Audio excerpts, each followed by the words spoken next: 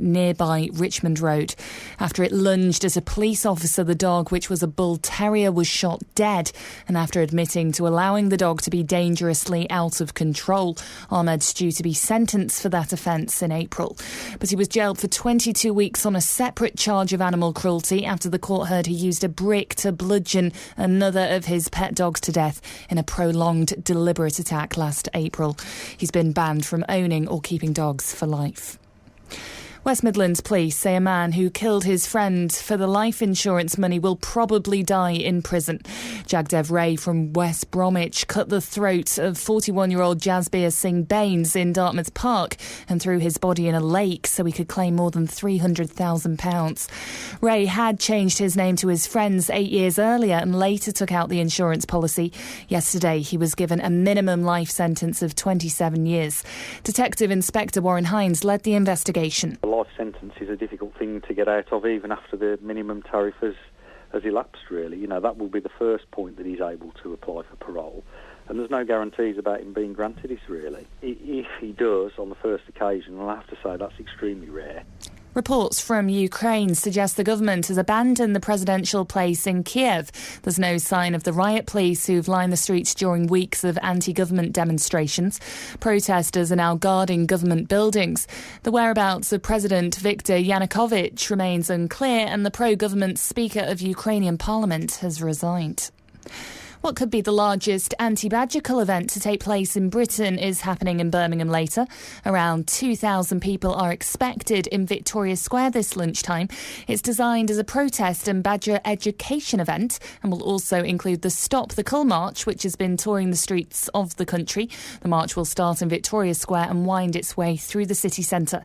Dominic Dyer is from the Care for the Wild and will lead the speakers against the cull. The government have probably spent the best part of £10 million trying to kill 2,000 badgers. It's been very bad for animal welfare. It's cost a huge amount of money, and it's doing nothing to reduce the threat of bovine TB, which is a huge problem for our cattle industry. So I think the public have got hold of that message. I think our politicians are increasingly understanding it, and thousands of people will be in Birmingham today sending a very strong message. Sport now, and West Bromwich Albion will be aiming to register their first win under the new head coach Pepe Mel as bottom of the table Fulham visit the Hawthorns this afternoon. There'll be commentary from 3 o'clock on BBC WMDAB in Wolverhampton and the Black Country. Just 4 points separate the two teams, who are both struggling to string some good results together. Despite its importance, Mel says this game is no different from any other. For us, all the matches is the same. Crystal Palace is the same important Liverpool or Chelsea. We need the points, and I agree. Chris Brown, the West Brom need 4 or 5 win matches. Taking a look at the weather, it will be a largely dry day with a few sunny spells developing at times. There's just a low risk of the odd shower in places. Highs of 9 Celsius, that's 48 Fahrenheit. BBC WM 95.6 News. There's more online at bbc.co.uk/WM. The Voice. The voice of Birmingham and the Black Country. They have kids and they want somebody else to keep them. Social services shouldn't exist. Well, I know quite a few people that have had pay cuts in their wages just to hang on to their job. Iain Lee, Saturdays 9 till 12. BBC WM 95.6. Morning, this is Iain Lee, BBC WM 95.6. I should warn you now, dear listener, I don't know, I'm feeling frisky. No, not in that way. I'm just feeling mischievous. Is that, I think, because I had the best night's sleep I've had in about 3 years. Oh, hang on, I've got children that are 3. Right, that might explain it. I'm feeling alive, for goodness sakes. Lots to talk about this morning. We'll be talking about the badger cull protest. We'll be talking about cuts that are being made in Birmingham. Lots of people losing their jobs. We'll be talking about the perversion, the sick perversion that is tattooing. Oh my goodness, why would anybody get a tattoo on their body apart from the fact there's something wrong with them? But before that, it's on the front page of the Daily Mirror. It's in lots of the other papers. It's been kind of bubbling under as a story for a while. Neck nominations. It's this online drinking game. I don't quite understand the rules, but I think I can understand why people are doing it. It's no different from the drinking games that we used to play when we were younger, is it? If you've taken part, if one of your family has taken part, or if you've been nominated and you thought, oh, jog on, I'm having none of this, could you get in touch this morning? I really want to talk about neck nomination, and not in one of those kind of ban this sick filth ways that all the other press are doing. Let's talk about it honestly and openly, OK? If you've done it, I'm not going to judge you. I want to know why you've done it, why you took part. If your friends have done it, why were they doing it? If you want to get in touch, you can send me an email, iain.lee@bbc.co.uk. You can text me, 81333 or 81333, yes. Start your text WM. But regular listeners will know the way this show works best is when you phone up. I can read your emails and I can read your tweets and your texts. Yeah, it's fine. It's my voice. And we can't discuss any further those points. It's kind of like shouting at someone then running away. Phone up. Talk to me about this. 03453 009956. Have your say. Across the West Midlands, call 03453 009956. BBC WM 95.6. So, neck nomination, what we're going to start with. It's on the front page of the Daily Mirror this morning. It was on the news last night. I turned on the radio this morning. It's on the news this morning. The Local Government Association is now calling on Facebook and Twitter to introduce warnings about the controversial online drinking game Neck Nominate. It's been blamed for the deaths of 5 people so far this year. Now, for those who don't know, very simply, you get nominated by some friends. You have 24 hours to drink a pint of some liquid, some boozy liquid.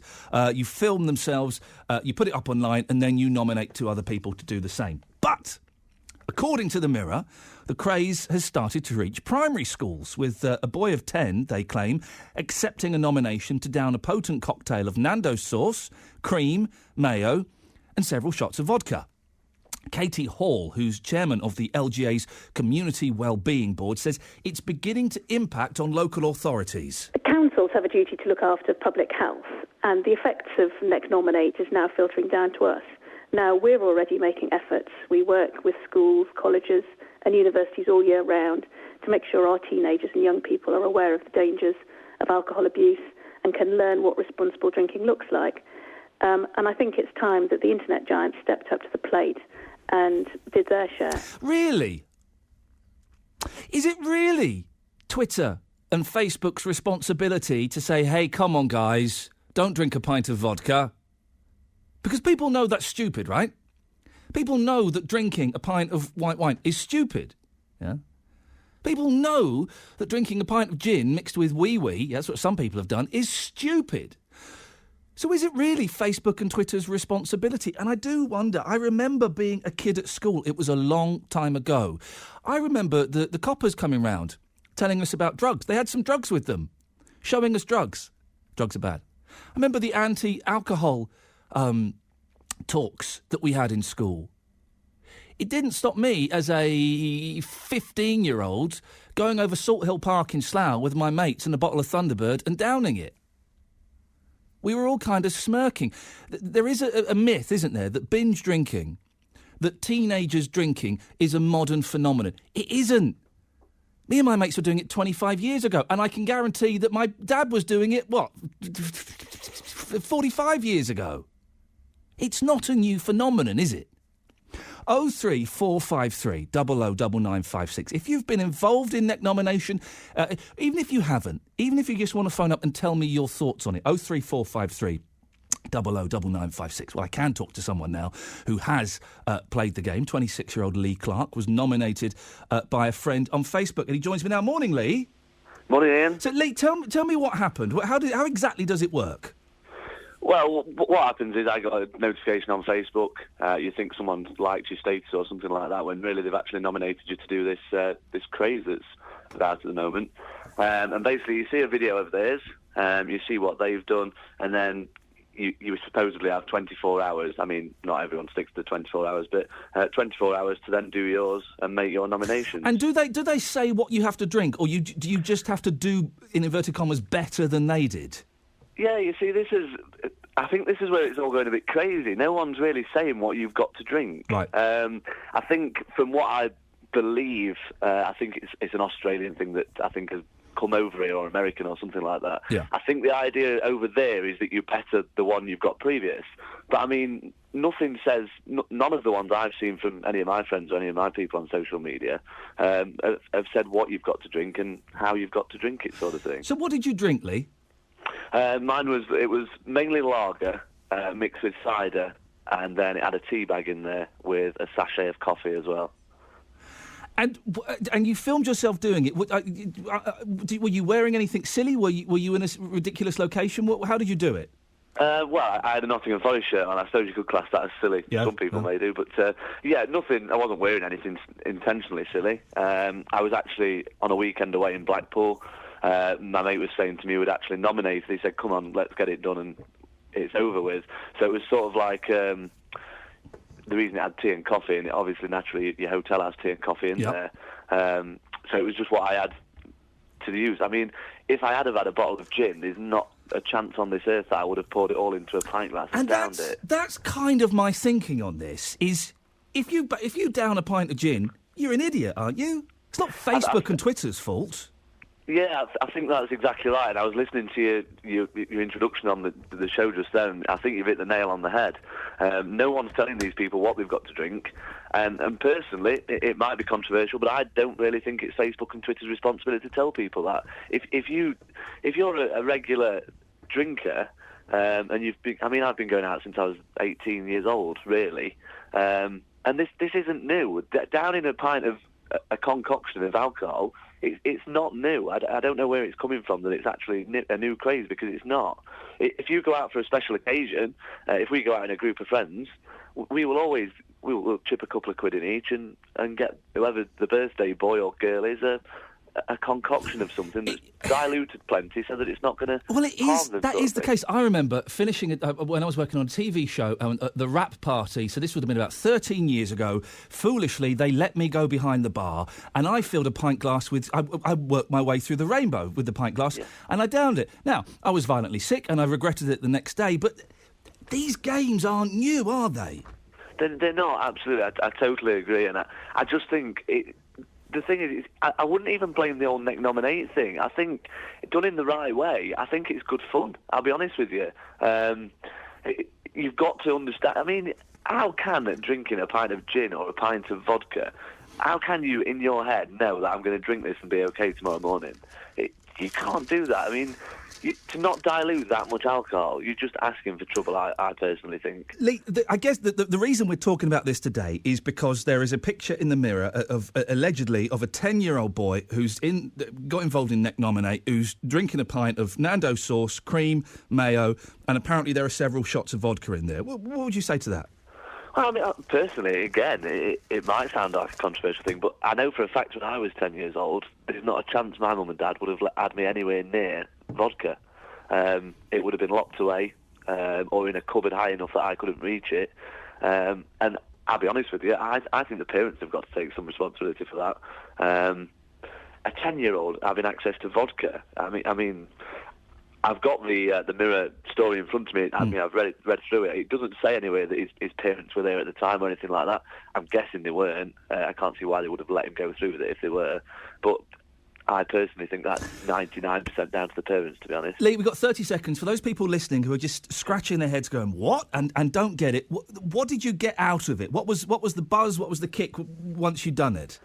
Well, I'll be honest with you, I thought it was good fun. I like the whole idea of it. I think, done in the right way, it can be good fun. And it's quite good to try and nominate someone that you perhaps don't think would be particularly good at downing a drink. I mean, one of my nominations put plum tomatoes in it. Plum tomatoes in a pint of beer is not going to kill anyone. I think done in the right way, stay safe with it. I think it's a good bit of fun. Lee, I appreciate your time. That's 26-year-old Lee Clark who's done Neck Nomination. He thinks it's a bit of fun. It's a good, fun game. The 10-year-old who drank the booze there, well, that's the parents' responsibility. And he's right, isn't he? That's not Facebook's responsibility. It's not Twitter's. Give me your calls and your thoughts on this, please. 03453 009956. Right, it's 10... Oh, I'm a little bit late. 9:16. Let's get the latest travel news now with Liz. Liz. Oh, Liz, I do apologise. I had the wrong fader. You're on now. Let's start again. Shall we start again? Let's start again. Away you go. Thank you. Thank you very much. Thank you very much. Are you sure we got the right fader? We can hear you, and you sound slightly breathy, as though you've run up some stairs, but... No. Breathy as in exasperated with you boys again on a Saturday morning, that kind of breathy. Oh, a little bit rude. Where you go? The M42 going south. Lane shut on the exit Slip Road because a vehicle has broken down at junction 6. That's the A45 Birmingham Airport exit. Traffic is coping okay, though. It's fairly light so far this morning. Not too bad along Hagley Road currently. There was a bit of congestion. Passing Monument Road, that's cleared up for the moment. It's not looking too bad northbound on the M6. Top end of the roadworks, there was a breakdown there as well. That's all been sorted out. Expect delays around the centre of Birmingham from about 11 o'clock this morning. There's a protest going on. They're gathering in Victoria Square for a Stop the Badger Cull protest. Then they're going to march all around the city centre from about 1 o'clock. Your match day travel sees Birmingham fans going off to the seaside, to Blackpool. 2.5-hour journey up the M6 and onto the M55. That's looking OK. Wolves fans are going to West London at Brentford. The M40 is a clear run so far onto the M25. If you can update us. 08453 002288. Yeah! The voice of Birmingham and the Black Country. Do you have views about the BBC, its programmes and services? If you do, the BBC Trust, which works on behalf of licence fee payers, is looking for people to join its regional audience panel. The Trust are keen to hear from people of all ages and backgrounds, so to get an application pack, download it from bbc.co.uk/ACE or call 0800 092 6030. Calls are free from landlines. Mobile operators will charge. The closing date is Friday, the 7th of March. BBC WM 95.6. OK, so 03453 009956. There's a real sensitivity around this word neck nomination, isn't there? I've tweeted, OK, at Iain Lee, I've tweeted, if you've had a go at neck nominate, can you let me know what you drank and why? Straightforward question, neither pro or anti. Paul Fozzard has replied, isn't this some kind of encouragement? He's done a colon and an open bracket, which if you turn your head looks like a sad face. No, not any kind of encouragement at all. If anybody thinks I'm encouraging it, I'm not in the slightest. I'm just really curious to find out why you did it, why you've done it. Now, I've only seen one neck nominate video. My friend Kelly, who's a lot younger than me, she did it. Her and her mates did it. And their video was hilarious. Their video was really, really funny. They put a lot of thought into it. They made a nice little 5-minute film of them messing around. Oh my gosh, we've been neck nominated. What are we going to do? And it was very witty. It was very funny. And then they drank a horrible looking concoction at the end. And I guess that's what the game should be, isn't it? That's what the game is. It's mates having a laugh and kind of daring each other. Drinking games are not new. Drinking games are not new. We've all done drinking games. We've all done, I bet you won't drink that. Oh, you reckon? I'll have it. We've all done those games where we sit around watching a TV programme. There was a drinking game for the TV programme 24, wasn't there? Every time Jack Bauer used a mobile phone, you had to have a shot. By the end of that, you'd be wasted. These games aren't... be careful how you say it. Fuzzy Duck. Fuzzy Duck was a drinking game, wasn't it? The Rizzler game. There's all these drinking games. There's nothing new about this. The only thing that's new is that it's online. Jay and Dudley has texted in saying that, Iain, it's not a new phenomenon, but what is new is that people can get their 5 minutes of fame because it's being filmed and on the net. It's stupid. Well, yeah, it's stupid. It's stupid. But that doesn't necessarily mean should be banned. That doesn't necessarily mean that Facebook and Twitter should be posting warnings about alcohol abuse. It's not their responsibility, is it? There's calls for schools to introduce special assemblies about it. Well, yeah, schools should be educating young people about alcohol and the dangers thereof. If they listen or not, that's another thing. It's on page 9 of the Mirror if you want to read along. Nando's sauce, cream, mayo with several shots of vodka. Boy, 10 in neck nominate shock. The deadly neck nominate craze has spread to primary schools with kids as young as 10 downing lethal cocktails of booze. Education chiefs are so worried that warnings are being read out in class assemblies. I'll be honest, if I was a young lad at school And the headmaster or headmistress came out and started extolling just how bad Neck-Nominate was. A little light in my head would go ding. No, hang on, that's a bell. A little bell in my head would illuminate, and I'd think, oh, Neck-Nominate. Teachers don't like it. It's a little bit dangerous. I might have a go at that.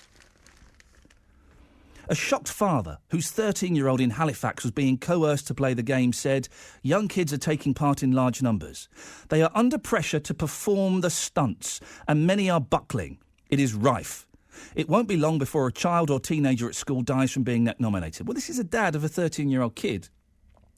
Whose responsibility is it? I would suggest the dad's.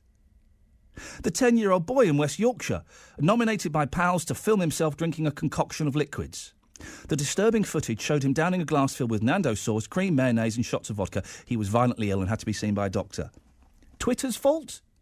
Facebook's fault? His 10-year-old friend's fault? Or his parents' fault?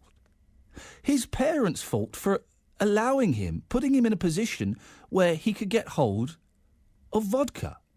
10-year-olds, however tall they are, it's very unlikely they could walk into an off-licence and buy vodka. Very unlikely. Maybe one of his friends smuggled it in from there.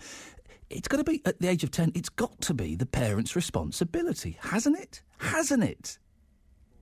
08, that's the old number. I keep giving you the old number. Forget the old number.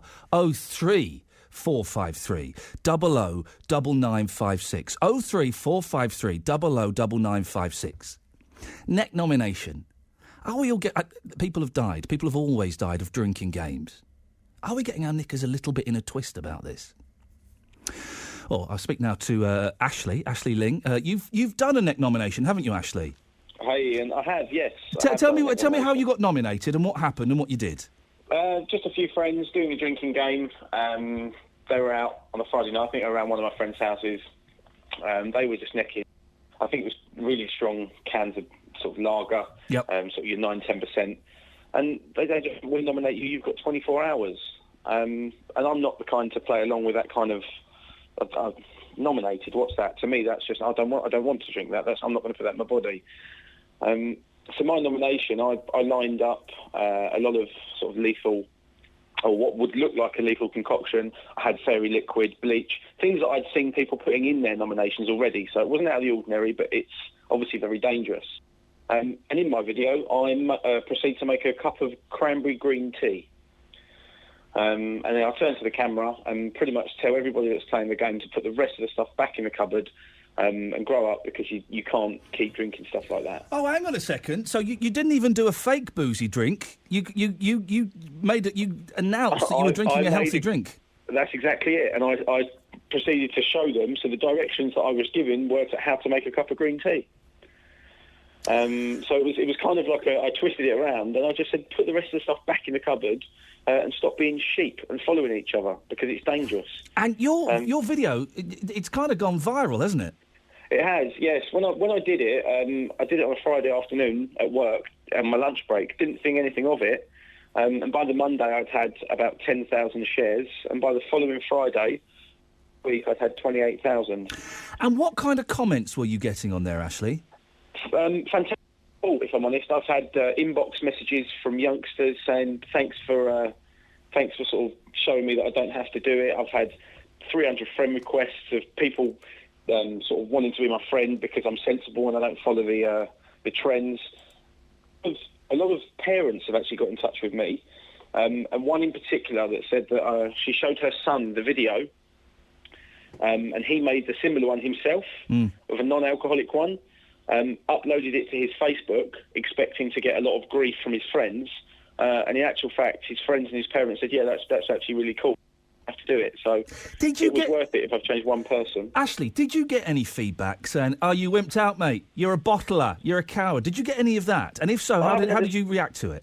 Haven't had a single one. Really? Honestly, didn't get one feedback. I guess a lot of take from it. A lot of people think exactly the same and think the game is completely stupid. No. But just buckle under peer pressure. And when they get nominated, it's I've actually got to do something, and that's when they're putting themselves in quite clearly a situation they don't want to be in, and it's just far.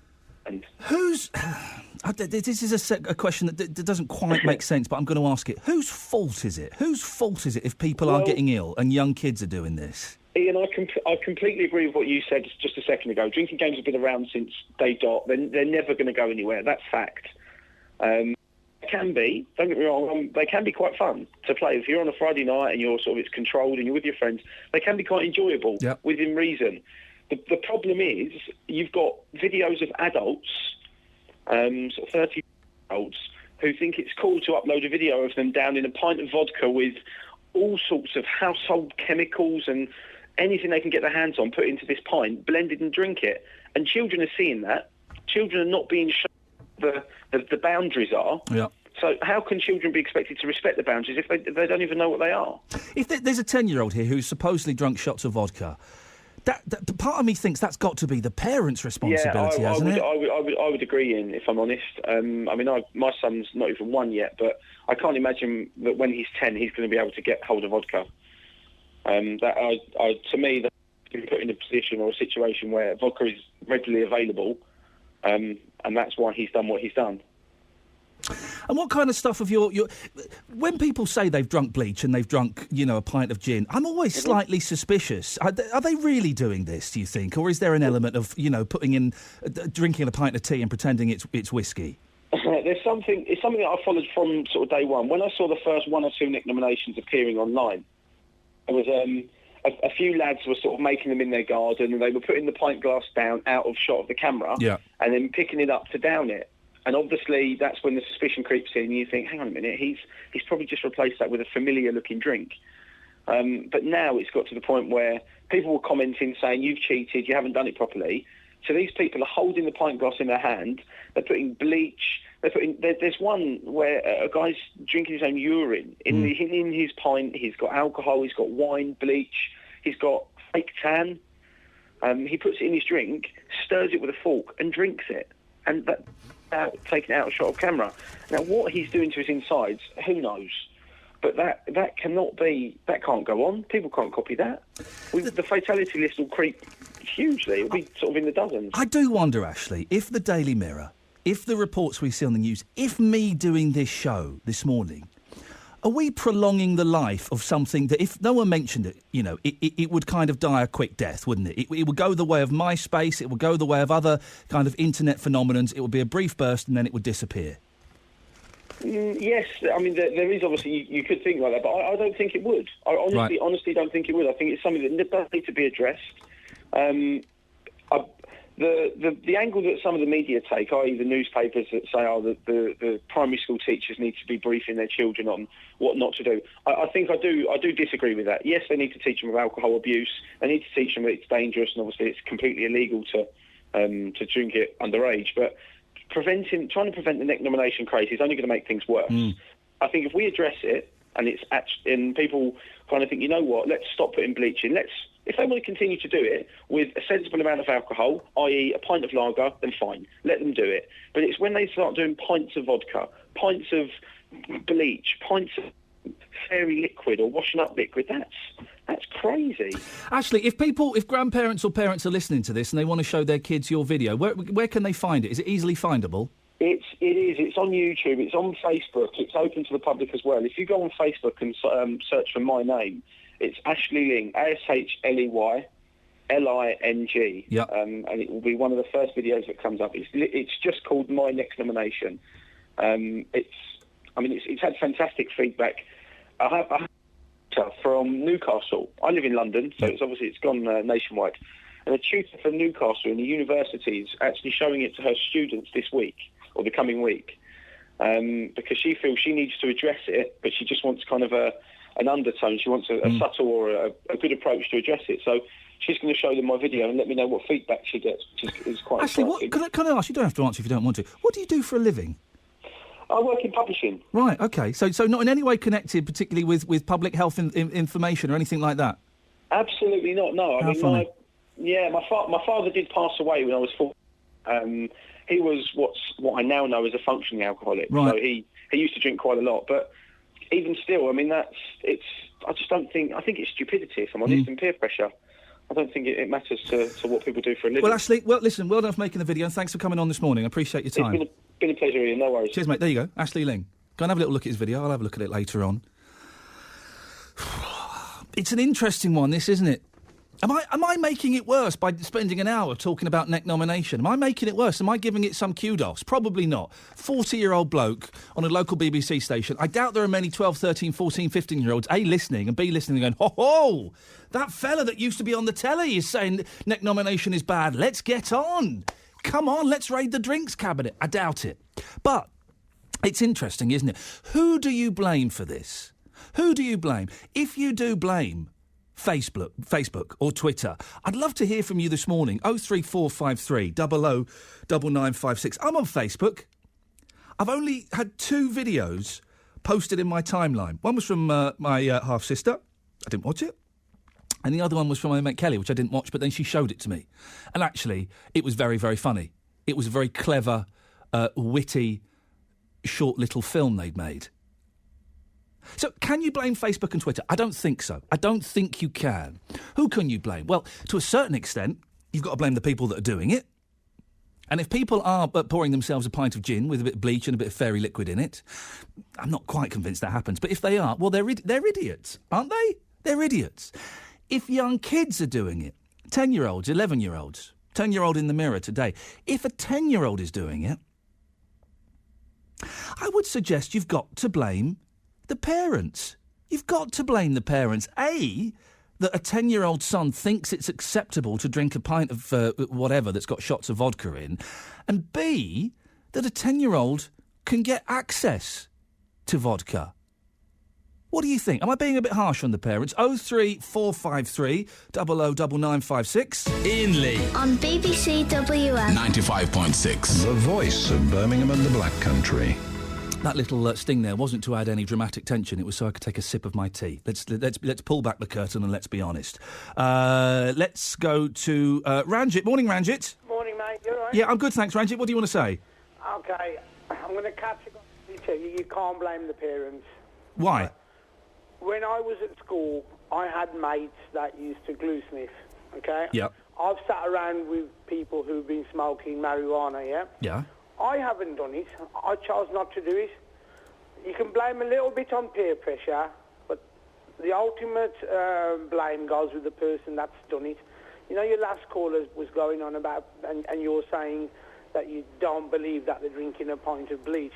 I could get an empty bottle of vodka, fill it up with water, stand in front of a camera, and make that in one go and put it on a video. It's up to the person that's watching it to make a judgment of whether they're going to do it or not. I'll give you an example of my own. When I was at college, me and my mates, we got drunk. They carried me home. How can you blame my parents for that? Yeah, but I'm not talking when you're at college. When you're 15, 16, 17, you are kind of more responsible for your own actions and your accessibility to drugs and to alcohol. The age of 10, Ranjit, this kid's 10 years old. That's got to be the parents, hasn't it? Well, Ian, you know, unless you handcuff yourself to your child, there's going to be instances where your child is going to get access to, naughty videos or alcohol or drugs. The parents can't be with them all the time. So I think, even though we as parents, right, we try and do the best for our kids and we try and watch them as much as we can, there's going to be instances where they do get access to this stuff. Now, in my house, there's alcohol there. In your house, I'm sure there's alcohol. You haven't got it under lock and key, all right? And if a child is determined that he's going to get alcohol, he'll befriend somebody who's 17, 18, and they'll buy it for him. So I think it's unfair to blame the parents. Ranjit, stay there, because I think Marie in Kings Winford disagrees. Marie, you think that the parents do have some responsibility, do you? I do. I think that's some. I agree with Ranjit in one way. You can't shackle yourself to your children, obviously. But I think you have to try and be one step ahead of them all the time. And especially when they're little. I agree when you get, I know myself, when you get to 15, 16, 17, you start making your own decisions. A 10-year-old lad, if he's getting boozed, the parents have to accept some responsibility, don't they? I think so. Ranjit? I want to agree with you. Then right? do it, Ranjit. You know it makes sense. No, but what I'm saying is, if I'm going to deceive you, Yeah. I will deceive you no matter how much you try to not be deceived.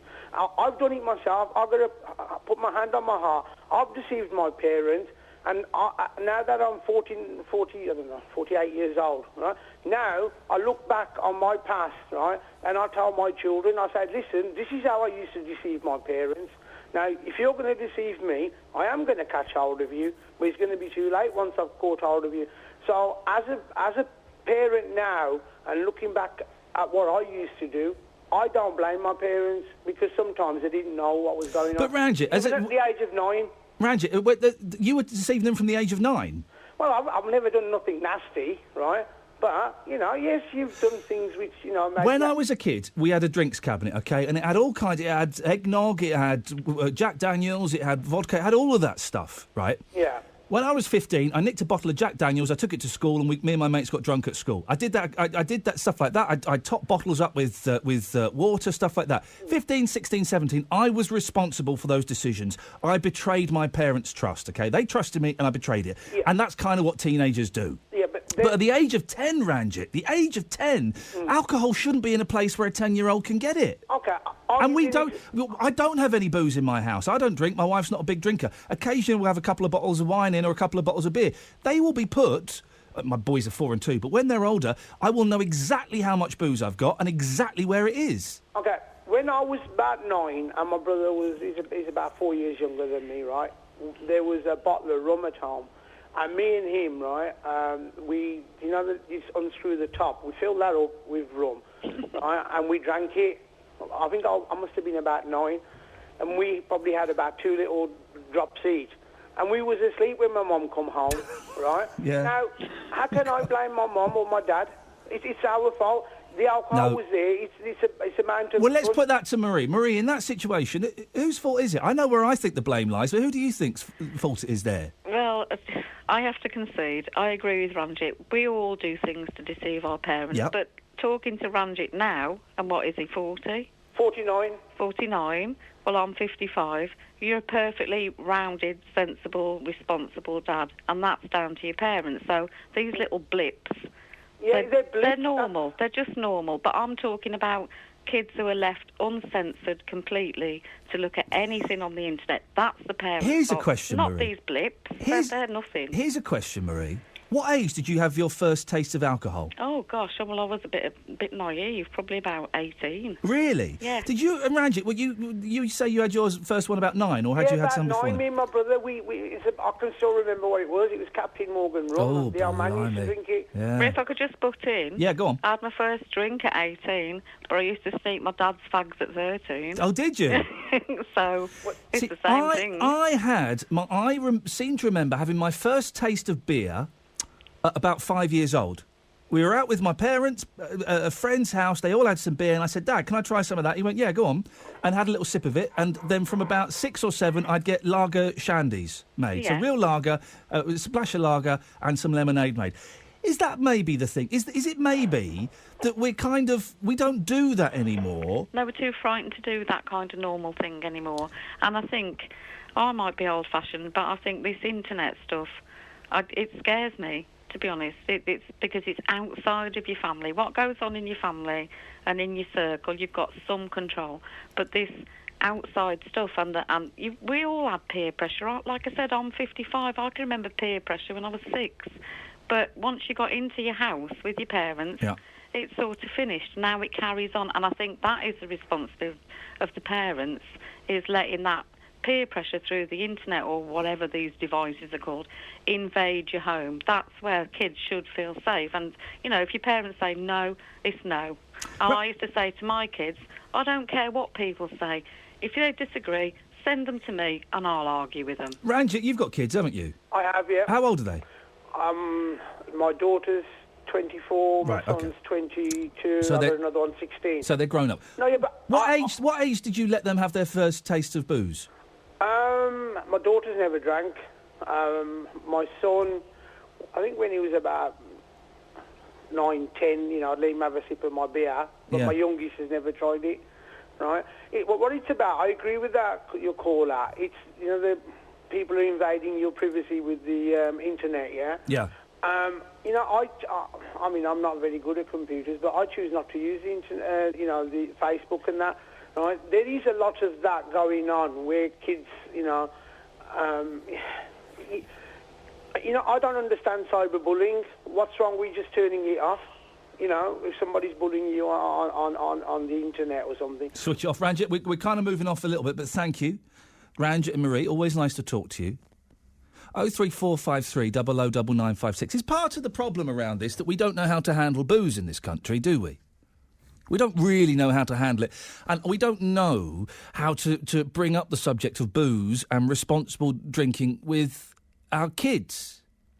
My boy's 4. From about the age of 3, my father-in-law, who is a well-respected cardiologist, he is a doctor, has been trying to get my little boy to have a little sip on a beer, little sip on some wine.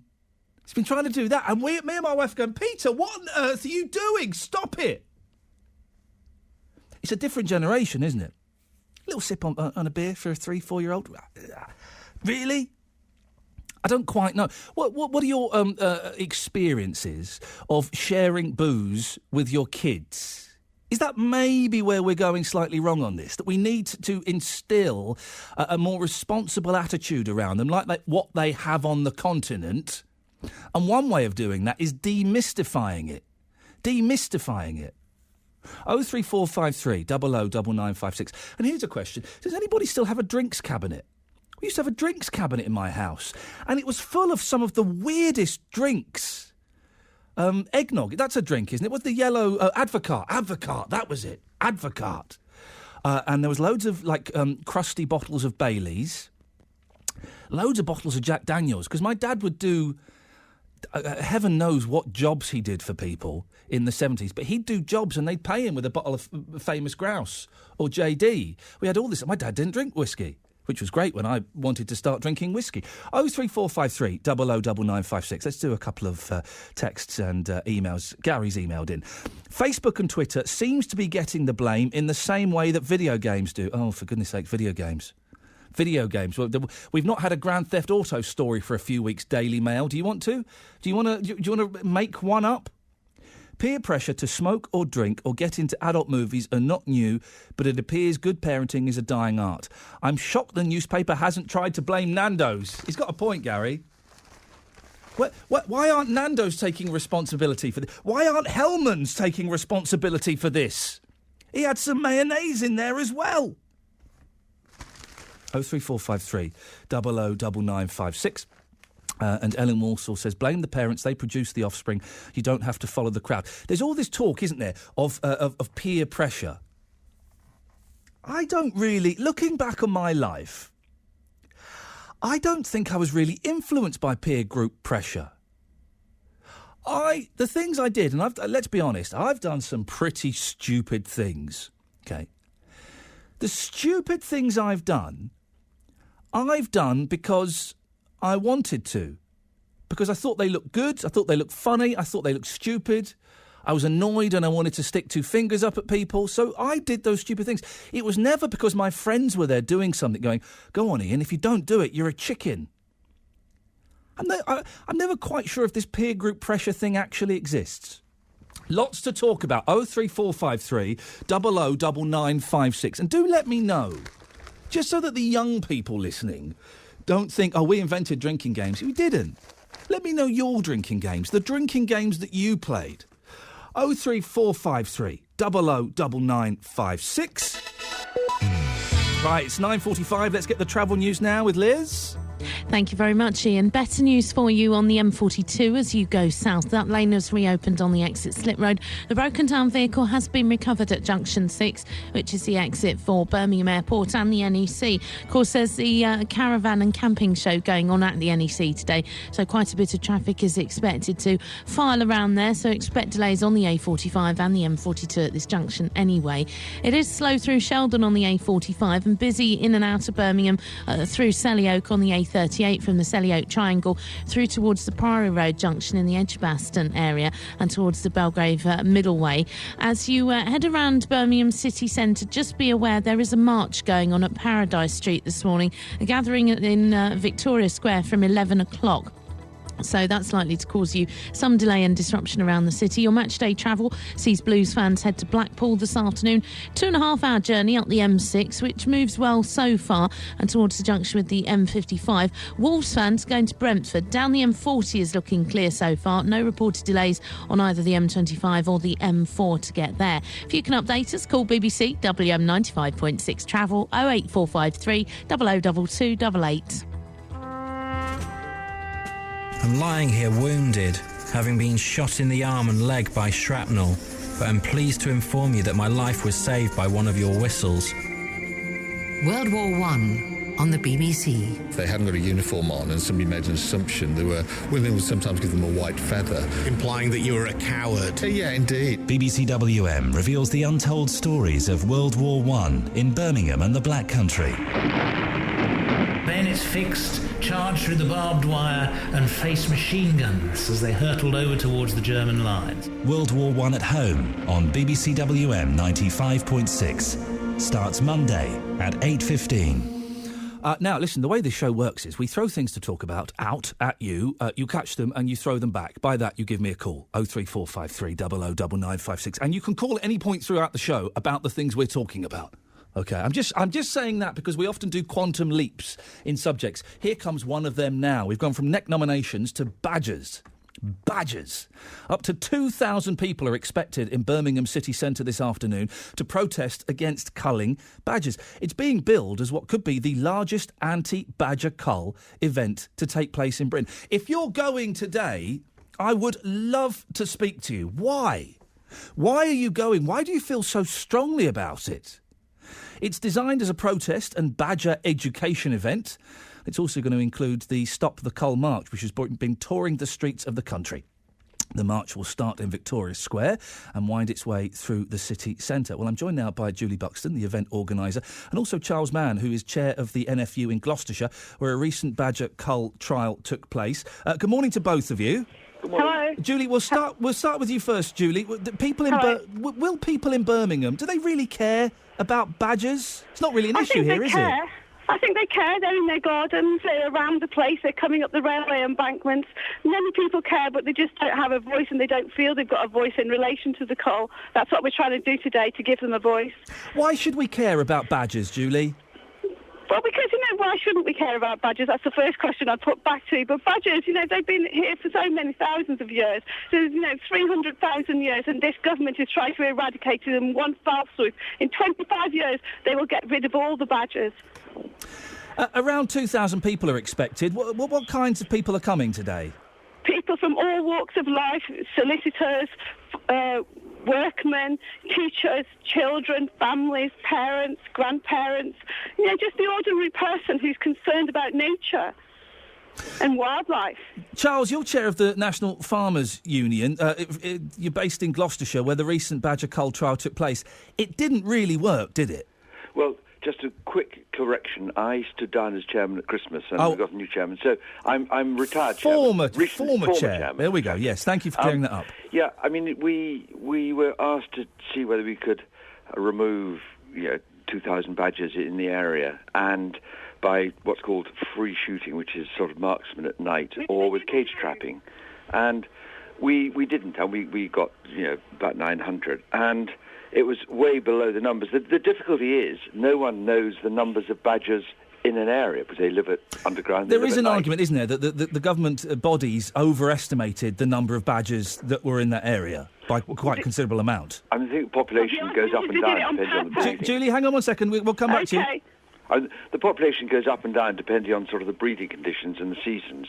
So it's a very varied. The real problem we're trying to deal with is the fact that we have got TB in badgers, and we've got TB in cattle, which is a really miserable situation. And the farmers who are producing the milk and the beef for the country are having a real battle. We've had ongoing control measures on the cattle itself, movements and testings and slaughterings, and that goes on irrespective of whether the badgers are contaminating the next door farm or not. Charles, do we know if there is a direct correlation between badgers with TB and cattle? Are the badgers infecting the cattle? Yes. I mean, the answers to all questions. Yes, they have got TB. Yes, they infect cattle. Yes, the cattle infect each other, and it's spread internally within the herds. The problem we face is that the single badger roaming off its territory into a new herd will infect that one animal in the herd, which then infects the rest of the herd. About biosecurity, if the farmers did something about biosecurity, like they did in Wales, then they would be reducing the incidence of TB in badgers in the first place. But so, Julie, in Wales, they just completed a study. Yep. They took 1 year. They increased biosecurity, they increased vaccination, and the incidence of TB fell by 23%. That's undisputable fact. Julie. Farmers don't do enough. Julie, would you agree that badgers are infecting cattle with TB?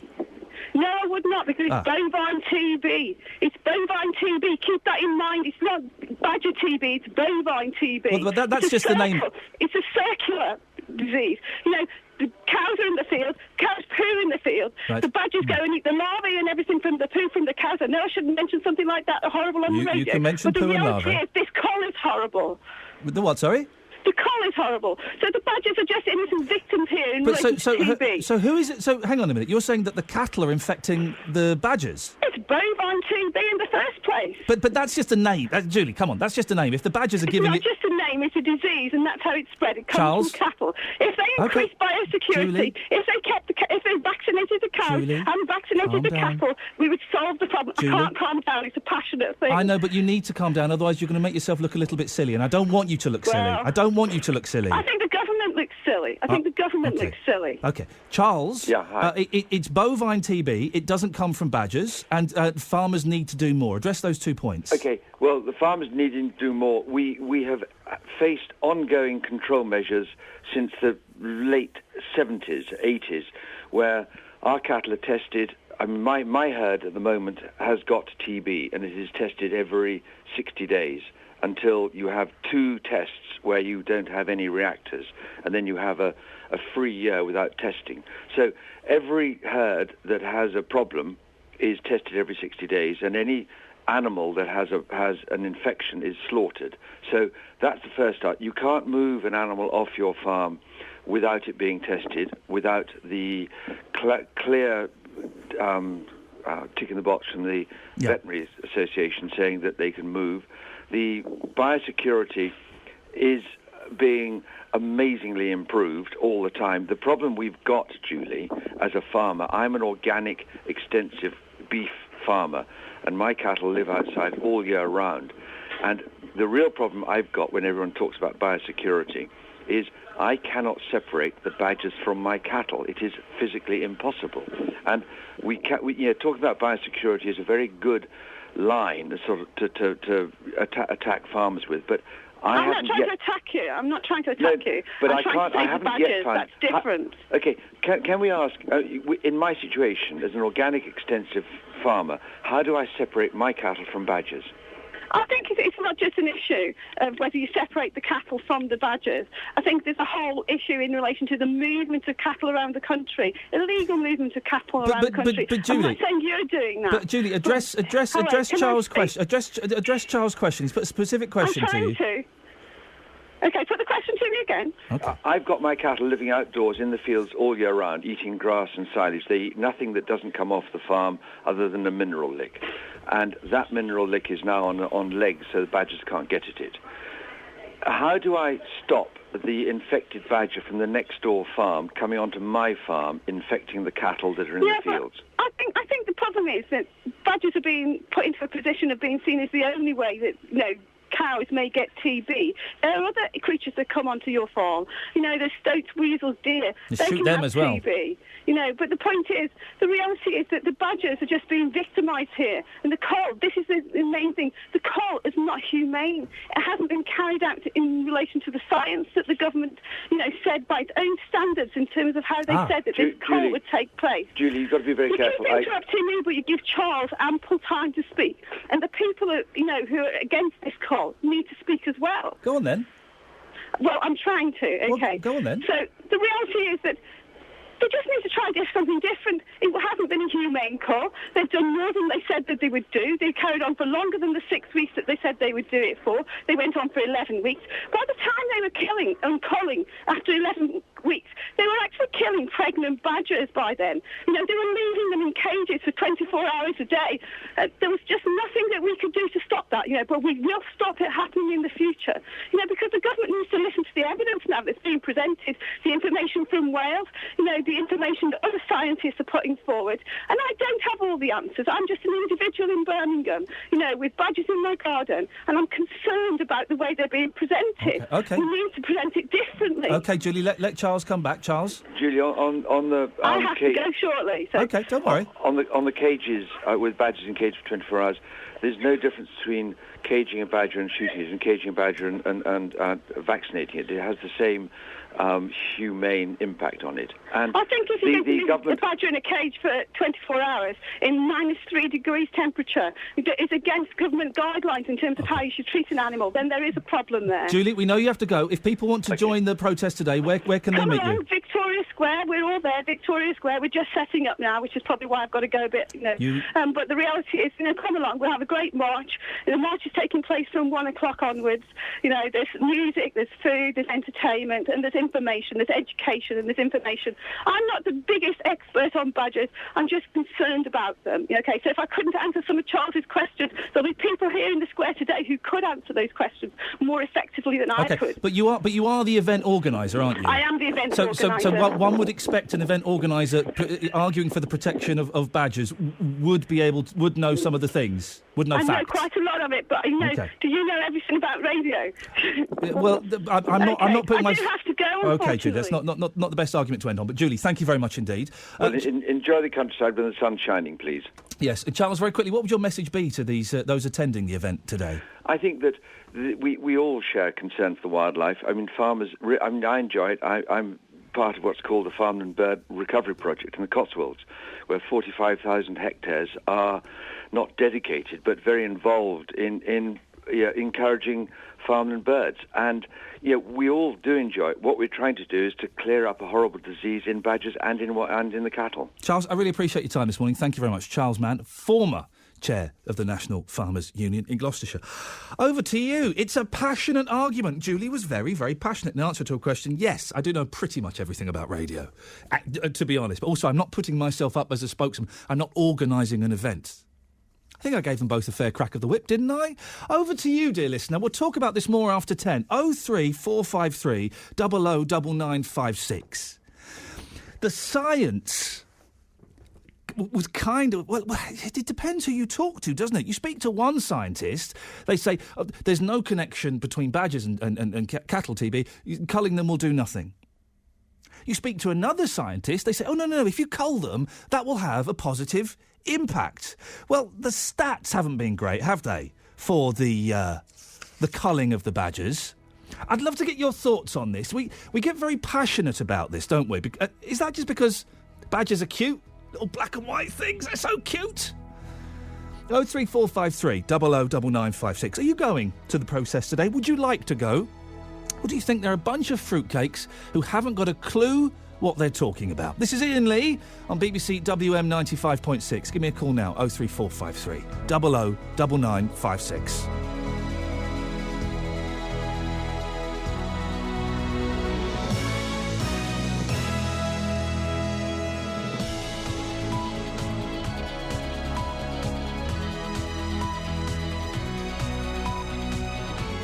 The voice of Birmingham and the Black Country. BBC WM 95.6. It's 10 o'clock. Let's get the latest news and sport now. Here's Olivia Morley. Good morning. A Smethwick man's been jailed for beating his pet dog to death with a brick. The attacks emerged just weeks after another of Munir Ahmed's dogs was shot dead by police as it terrorised a neighbourhood. The bull terrier was spotted roaming aggressively through nearby Richmond Road last month. After admitting to allowing a dog to be dangerously out of control, Ahmed's awaiting a sentence for that offence. But he was jailed for 22 weeks on a separate charge of animal cruelty after the court heard he used a brick to bludgeon another of his pet dogs to death in a prolonged deliberate attack last April. He's been banned from owning or keeping dogs for life. The Local Government Association says Facebook and Twitter should introduce warnings about the controversial drinking game Neck Nominate. The internet craze involves people downing alcohol, nominating someone to continue the game and then posting the video on social media sites. Lee Clark told Iain Lee earlier this morning he's taken part in the craze. I got a notification on Facebook. You think someone liked your status or something like that, when really they've actually nominated you to do this craze that's about at the moment. And basically, you see a video of theirs, you see what they've done, and then you supposedly have 24 hours. I mean, not everyone sticks to 24 hours, but 24 hours to then do yours and make your nomination. The UN Security Council is expected to vote on a resolution to get more humanitarian aid into Syria. The statement demands a lifting of seizures and calls for aid convoys to be allowed to cross the border from neighbouring countries. There's concern that a large fine over a death at Stafford Hospital could damage patient care. A judge has yet to decide how to punish the Mid-Staffordshire NHS Trust after diabetic patient Gillian Asprey from Hensford died because she wasn't given her insulin. Emma Jones from Lead A Solicitors represented people who suffered at Stafford Hospital. She's concerned about the impact a fine would have on the trust, which already has major financial problems. Fining a trust is using a punitive mechanism that possibly is better suited to a private organisation rather than public bodies, especially an NHS trust whose role it is to provide safe and effective care. The leader of the Roman Catholic Church in England and Wales, the former Archbishop of Birmingham, will today be created a cardinal by the Pope. The Most Reverend Vincent Nichols, the Archbishop of Westminster, will receive the red hat at a ceremony in Rome. He's the 11th Archbishop of Westminster to receive the honour. In sport, Birmingham City will do their best to right the wrongs of last week's dismal display at home to Huddersfield as they make the trip to Blackpool. There'll be commentary on BBC WM DAB in Birmingham from 3 o'clock, although Blues are without a win at St Andrews since the start of October. It's a different story on the road, picking up 20 points from a possible 45.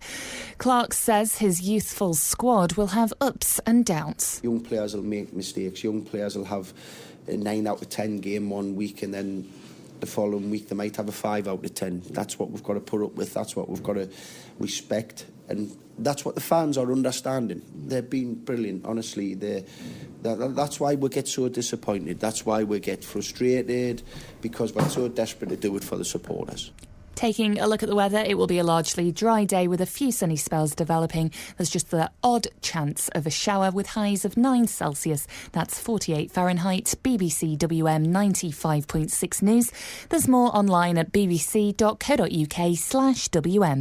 The Voice. The Voice. The Voice. The Voice of Birmingham and the Black Country. They have kids and they want somebody else to keep them. Social services shouldn't exist. I know quite a few people that have had pay cuts in their wages just to hang on to their job. Iain Lee, Saturdays 9 till 12. BBC WM 95.6. Can I go home yet? I feel exhausted after that first hour. That was feisty, wasn't it? If you've just tuned in, oh dear, you've missed an hour of feist. First of all, we were talking about neck nominations. By the way, you can call in about any of these things at any point during the show. We're talking about neck nominations. It's this online drinking game, and it's apparently claimed 5 lives. There's a 10-year-old who's been photographed taking part. Is there anything new about drinking games? The only thing different about this is that people film it and put it online. Who should we blame for this? Facebook? Twitter? I think when it's young kids doing it, you've got to blame the parents, haven't you? Talking about that, but just before the news there with Olivia, very passionate argument between Charles Mann, who's the former head of the National Farmers Union, and Julie Buxton, who's organised the anti-badger cull meeting and march and demonstration that's happening in Birmingham city centre today. Very passionate. Well, whose side are you on? Do you think the badger cull was a huge mistake? Are you going to be joining the protest? Or do you think, well, actually, listen, farmers are suffering bad enough as it is, and if their cattle are being infected with TB, we need to do a little bit more to help them. And culling badgers, it may not be perfect, but it's worth a try. 03453 009956. Have your say. Across the West Midlands, call 03453 009956. BBC WM 95.6. Can I just flag this up? In about 15, 20 minutes, we're going to be talking about the perversion, the disgusting perversion that is tattoos. I hate them. I hate them. Why would anybody? I saw this beautiful woman yesterday. I was in Birmingham city centre and I was having a coffee. I looked over. This beautiful woman. She was stunning. And then I noticed she was wearing a ring. She wasn't wearing a ring. It was a tattoo of a ring. Ugh. And then all up her forearm, she had Celtic symbols and, she looked like a docker. It was disgusting. What do they call those tattoos just above the bottom? Tramp stamps. Oh, jeez. Horrible things. If you're a fan of tattoos, please phone up and tell me why you would do that to your body. 03453 009956. Disgusting things. Here's a question. Would you give... You got two people up for a job, OK? Both of them equally skilled, both of them, they're neck and neck. One's covered in tattoos, the other isn't. Who would you give the job to? It's the person without the tattoos, isn't it? Isn't it? 03453 009956. We'll be talking about that a bit later on the subject of... I do love this show on a Saturday morning because you just go all over the place. Tattoos to badgers. Morning, June. Good morning, Ian. June, you're in Bartley Green. Are you a fan of tattoos? No, I'm not. They're disgusting, aren't they? Well, it depends. It's everybody's choice, really. Yeah. They've got to live with it. They have got to live with violating their body in that disgusting and demeaning way. So you haven't got any, June? No. Good for you. Badgers, what do you reckon about badgers? Well, as I said to Sue, many years ago, I had a student who was studying... Can I just clarify that, June, for those who think that Sue is your mate, Sue and... She's the presenter. Well, Sue your lady who's answered the phone. She's my lady, yes. Sue is my lady, and Bernie is my lady today. Right. Sue and Bernie are answering the phone calls and talking to you. That's who you spoke to, yes. And they're both doing an excellent job. Yes. Well, one of them is. I'm not saying which one. Keep them on their toes. Yes, June, go on. Well, as I said to Sue, many years ago I had a student who was studying to be a vet. Yes. And he gave me a book to read written by Asimov. I think it's pronounced as Asimov. Oh, right. And he was a scientist who wrote about all different things. Yeah. And in this book, he actually mentioned about the TB and the cattle. Yeah. And according to him, in his book, this is a spore in the ground that has been with us thousands and thousands of years, even in Egyptian times. Yes. And it's a spore in the ground that is always there. And because cows chew the cud, that spore gets into them. Right. So, this is just another thought, which I've always thought, well, yeah, that could be right.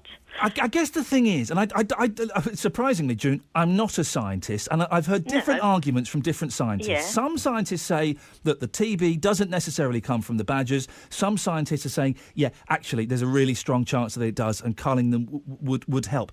And I guess that let me put this argument forward. It's not necessarily what I think. But if farmers are losing cattle and are losing money, then we need to try as many different things as we can to help them, don't we? Yes, we do. But also, what about the feeds as well? What's in the feeds?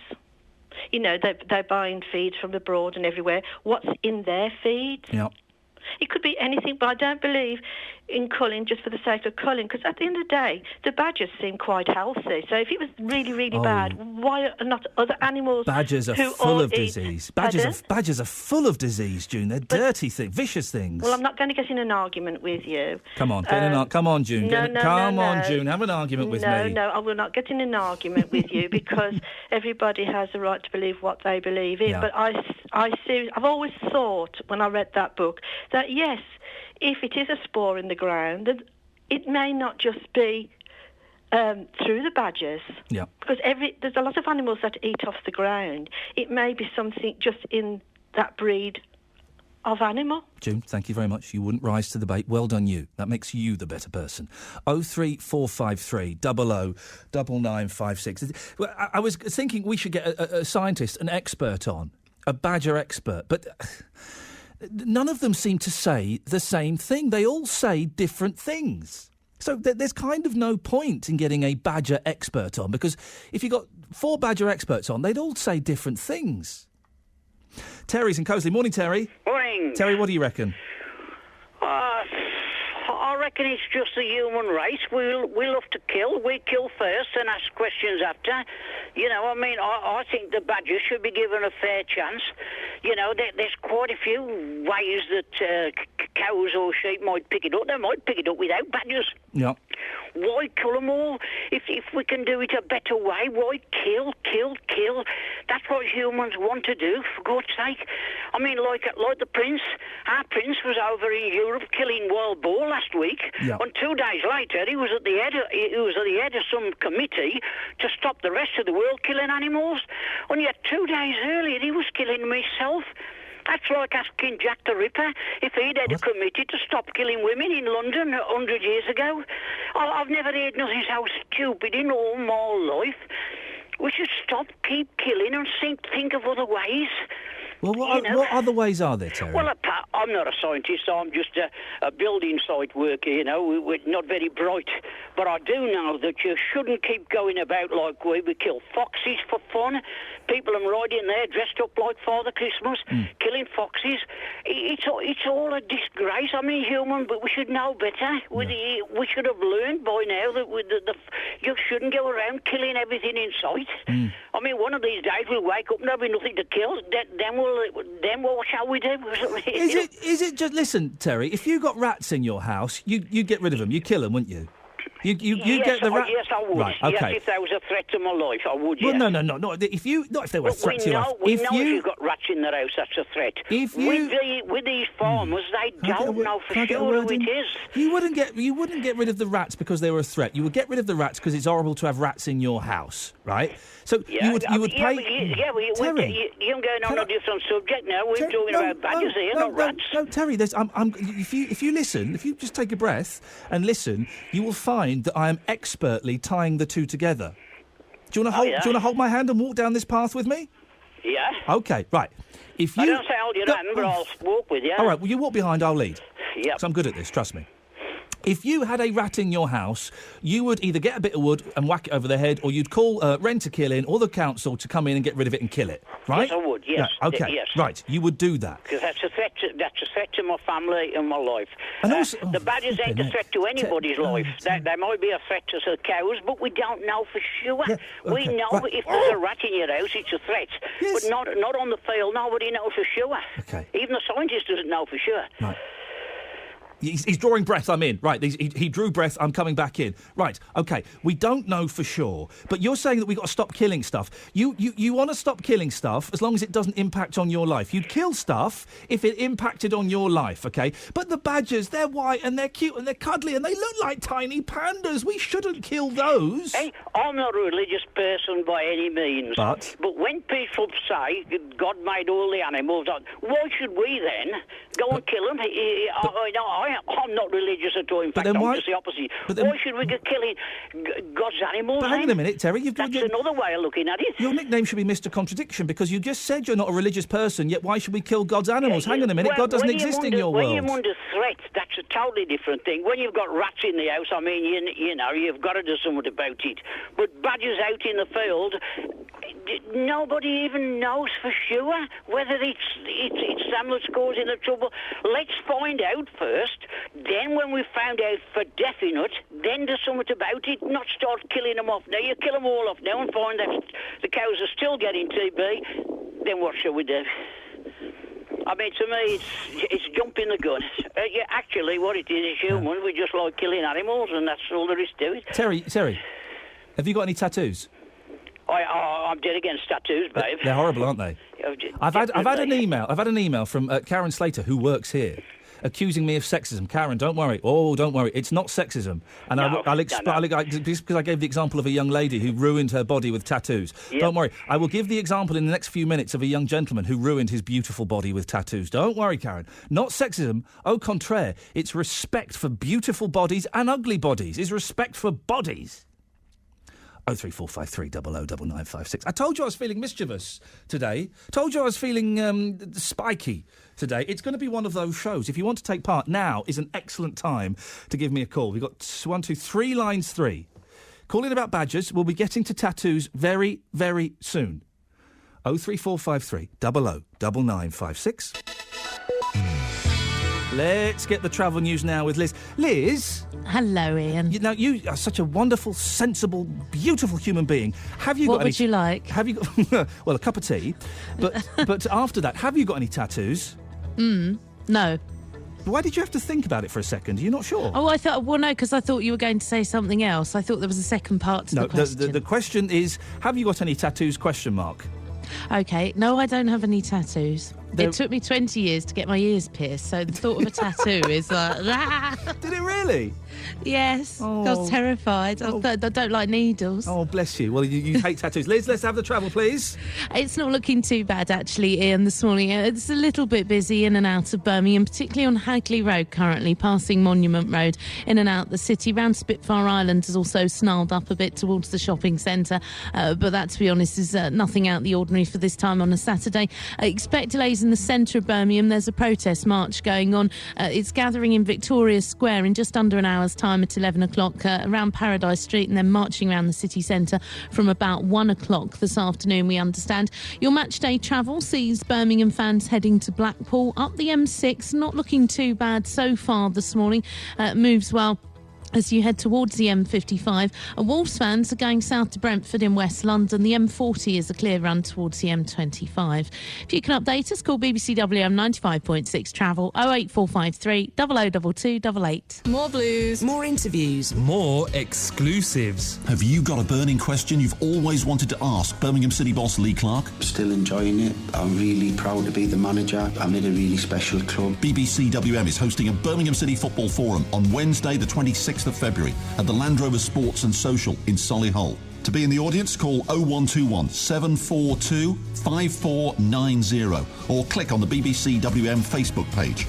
Tickets cost £2 and all the money goes to the Help Harry, Help Others charity. The Blues Football Forum with Lee Clark, Wednesday 26th of February with BBC WM 95.6. So, tattoos. We'll get on to why we're talking about tattoos in a moment. I think they're disgusting. I hate them. Horrible, awful things. Karen Slater, who BBC Local Live, has emailed me, furious. I think she's furious. I said I saw a beautiful woman in a coffee shop the other day, and I noticed she had a ring on, except it wasn't a ring, it was a tattoo of a ring. Then she had some big Celtic thing along her forearm. It was disgusting. It was disgusting. Karen says, careful there, Iain, that was bordering on sexism. Oh? A beautiful woman ruining herself by making her own decisions and doing what she wants to do with, on her body. Oh, no. Actually, don't worry, she has more to her than simply existing to be pleasing to your eye. I'm hoping you said that to rile a response. No, I said it because it's fact. Anyway, I have tattoos, says Karen. I'm a 29-year-old female. I have them because I like them. There's a part of my body I didn't like. I got a tattoo over it. I'm curious now. And I like it a lot more. There is no meaning to any of my tattoos. I just got them because I can and I like them. Hasn't stopped me getting a job or anything like that. In fact, I recently got a promotion, live and let live. Well, OK, it wasn't a sexist comment. I could have easily given you the example of a gentleman I saw yesterday. I just chose the woman because, hey, I don't see different genders or colours. Woman was the first one that popped into my head. It could have easily have been the bloke I saw walking down the street. Fantastic-looking bloke, dead handsome, gorgeous bloke. And then I noticed his neck. And coming up from his neck were kind of tattoos. I think I saw a flower, a hand, the face of a woman tattooed on his neck. And then I saw his hands covered in tattoos. Why would anybody do it? Interesting, Karen, that you said that there was a part of your body you didn't like. You got a tattoo over it, and now you like it better. It's interesting. It's not sexism, not sexism in the slightest. It's... what is it? bodyism. That's not a word. Let's try again. It's just respect for the natural body. Bodies are beautiful. Fat ones, skinny ones, bony ones, knobbly ones, wobbly ones. Bodies are beautiful. We're all beautiful, right? We're all beautiful. So why would you defile that with a Celtic band? Your mum's naming Chinese characters. A stamp across your back, the bottom of your back. Why? And I know, hey, listen, man, it's everyone's choice. But be honest. If you're an employer, okay, two people, man or woman, perfectly qualified for the job, right?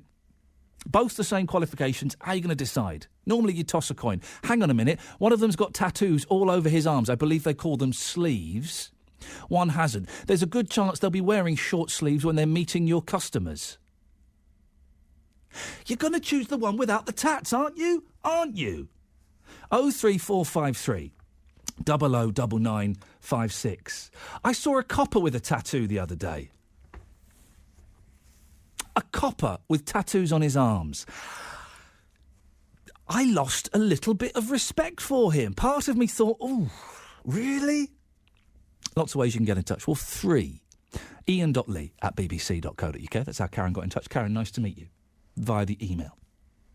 You can send me a text, 81333. Start your text, WM. The best way, and boy, I've got to thank you, we've had some cracking phone calls this morning. The best way to get in touch, 03453 009956. Cliff is in Tipton. Morning, Cliff. Good morning, Ian. Nice to talk to you again. Nice to talk to you, Cliff. Tattoos are disgusting. Do you agree with me? Without seeming in any way sycophantic, yes, completely. Tell me why. Well, you see somebody, as you say a nice-looking man and nice-looking girl, yep, handsome face, well-dressed, nice hair, and they've got these snake-like things spiraling up their arms, and if they've got shorts on, they have their legs tattooed. Right. Now, they call it self-expression. But the funny thing is that they all look alike. They all look very similar. So they have a very small range of self-expression. And if, I mean, your oppo there, your traffic lady said she was terrified of needles. Yes, Liz, my oppo, yes. She's well, I take 4 a day. I take insulin. Oh, right. Now, if you've got tattoos, I would like to know if having insulin injected through a tattoo could cause you any harm. Because, I mean, it is ink under the skin, isn't it, a tattoo? No, I don't think, and we'll put this, we've got a tattooist coming on in a second. I don't think, Cliff, that if you injected through a tattoo, it would in any way impact on your insulin or your diabetes. No, I thought that. No, I think you'd be fine. So now, if I was going to employ anybody... Yes. And I had 2 of the same, and one was, how can we say, unmarked. Yes. I would go for them. And why is that, Cliff? Because I'm saying there's a knee-jerk reaction, but let's try and get deeper and find out why that is. It isn't a knee-jerk reaction. It's the same as if somebody came to you and they were filthy. If they have enough tattoos, they look filthy. They just look as if their skin has been drenched in black ink and tomato sauce and daddy sauce and, you know... Daddy sauce? What? Well, you know, they look brown, don't they? You can't see where the skin is, really. It just seems to go into one mosaic of tattoos, you know, with snakes and twisty things. But you have to make a distinction between tattoos which are there permanently... Yes. And sort of transfers. You've seen the tribal ones, you know, with the twisted. Oh, the bit of a henna tattoo, yeah, or a transfer. My boys are into transfers, little spiders' webs and things like that. They love a bit of that. Cliff, thank you very much. 03453 009956. The reason we're talking about this, it's not just random prejudice. Don't worry, I'm not firing my shotgun willy-nilly into the air and seeing where the bullets land. There are calls for tougher regulations, as there are currently no regulation for tattoos. I know, I was astounded to find that out. My half-brother Dan runs a tattoo parlour. It's in Scotland. He won't be listening, I hope. Anyone can decide to do a training course, and then they're set free on members of the public. Well, BBC Inside Out West Midlands has found that a decade ago there were about 300 licensed tattoo parlours in Britain. Now there are more than 1,500, and many more tattooists are working illegally and out of sight. Joined now by artist Kevin Paul. He's tattooed some big celebrity names. He's convinced the current system makes it too easy for rogue tattooists to get away with bad practice. Morning, Kevin. You're right. So you don't need to be licensed. What exactly are the rules around tattoos and tattoo parlours? Basically, people are tattooing at home all over the country. For every tattoo shop, there's probably 30, 40 to every town, like, tattooing at home illegally. Government and councils do nothing about it. They don't shut them down. They don't go and check them. They don't do anything at all. If they decide to open a shop, all you need to do is have wipeable floors, an autoclave to sterilise your equipment, and if you do that, that's it. You're a fully qualified tattooist. Oh. So there's no kind of recognised tattooist training course or certificate? There's nothing like that. There's loads of, like, dodgy people saying they can train you, like, in a week. You can't train in a week. It takes years to train to tattoo. Well, it is. And listen, I'm not a fan of tattoos, but even I can recognise that you have to be more of an artist than a technician, don't you? If you want to do the good stuff. Nowadays, so yeah. I mean, like that guy was saying that everyone looks dirty and stuff. I tattoo multimillionaires.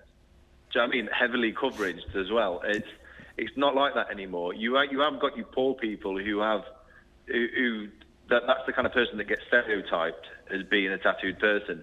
But then nowadays, I tattoo surgeons, doctors, police officers, like barristers, like you name it, we've done it. Multimillionaires, like. They're the kind of people that are getting tattooed now, and they're spending a lot of money having great works of art done. When did it become more socially acceptable? Because I remember my dad had tattoos. He always had tattoos. He got them done in the army. And in the 70s and the early 80s, it was kind of it was military people who had tattoos. Yeah. When did they become more acceptable, do you think? I'd say in the last 10 years. Right. I'd say it's mainly down to David Beckham and TV shows like Miami Ink and LA Ink. Right. It's them two things kind of like broke through that barrier now, and it's mainstream. Like, everyone gets tattooed now. Everyone's interested in it. Everybody wants to be a part of it. It's just like a big thing now. And I think a lot of the ignorance has gone.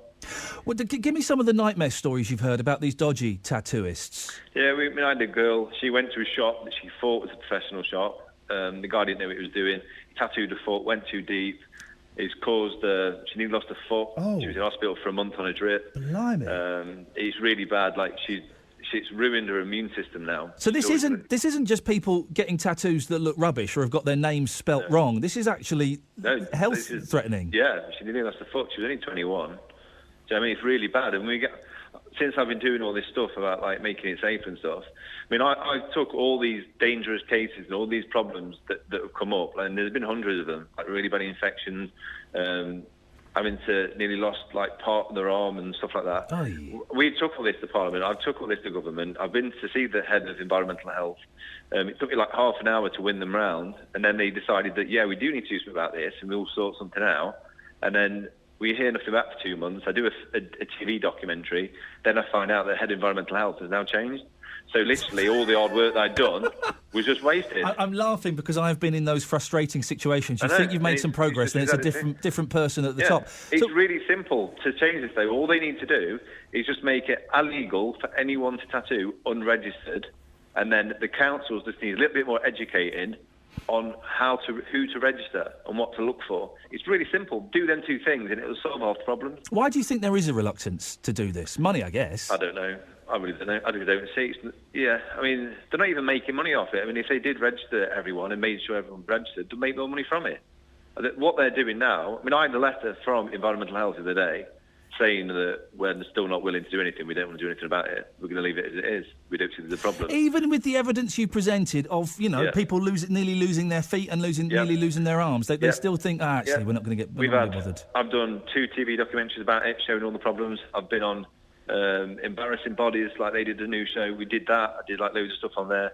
I've done so much stuff. I've done talks in schools, educating people of the dangers. I can't do any more. And we've shown this to Parliament. Not interested.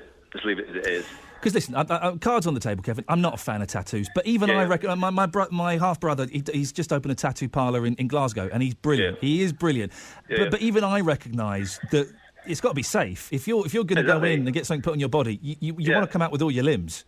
Yeah, I'd say 50% of the people I'm working with at the minute is reworking other people's work. Have you ever been asked for a tattoo, Kevin, and you've gone, I'm not doing that? Yeah, a lot. I mean, I turn away 80% of people that come to me. Why? Because I don't think they're gonna. I think they'll regret it when they get older. A lot of it. I mean, the biggest problem is at the minute that everybody wants clouds and angels because David Beckham's got it. Oh, so everyone across England is going mad having clouds and angels. But I've been in this business over 20 years. I see what happens. In the 90s, Dusk Till Dawn come out. Everybody wanted tribal up the neck and stuff like that. Now all those people that had that now want to have clouds and angels. They're not putting any personal thought into it. I had a guy the other day who come in and he wanted there's a random picture of clouds and angels that everyone brings in. Yeah. I've had it probably 100 times being brought into me. We broke it down. I said, why do you want to have this? It's all for my dad. My dad died. I said, well, what was your dad into? And we broke it down. He ended up having some really beautiful artwork. Yeah. And it was nothing to do with angels or clouds.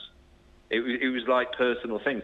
But the problem is most of the tattoo shops nowadays are money shops. So that you go in there, you're just going to slap anything on your arm and send you on your way. So, Kevin, I really appreciate your time this morning. Thanks very much. That's Kevin Paul there. He's a tattooist. I say big tattooist. I don't mean a big man. I mean he's tattooed some of the biggest names. And he said there, he's tattooed businessmen, celebrities, multi-millionaires.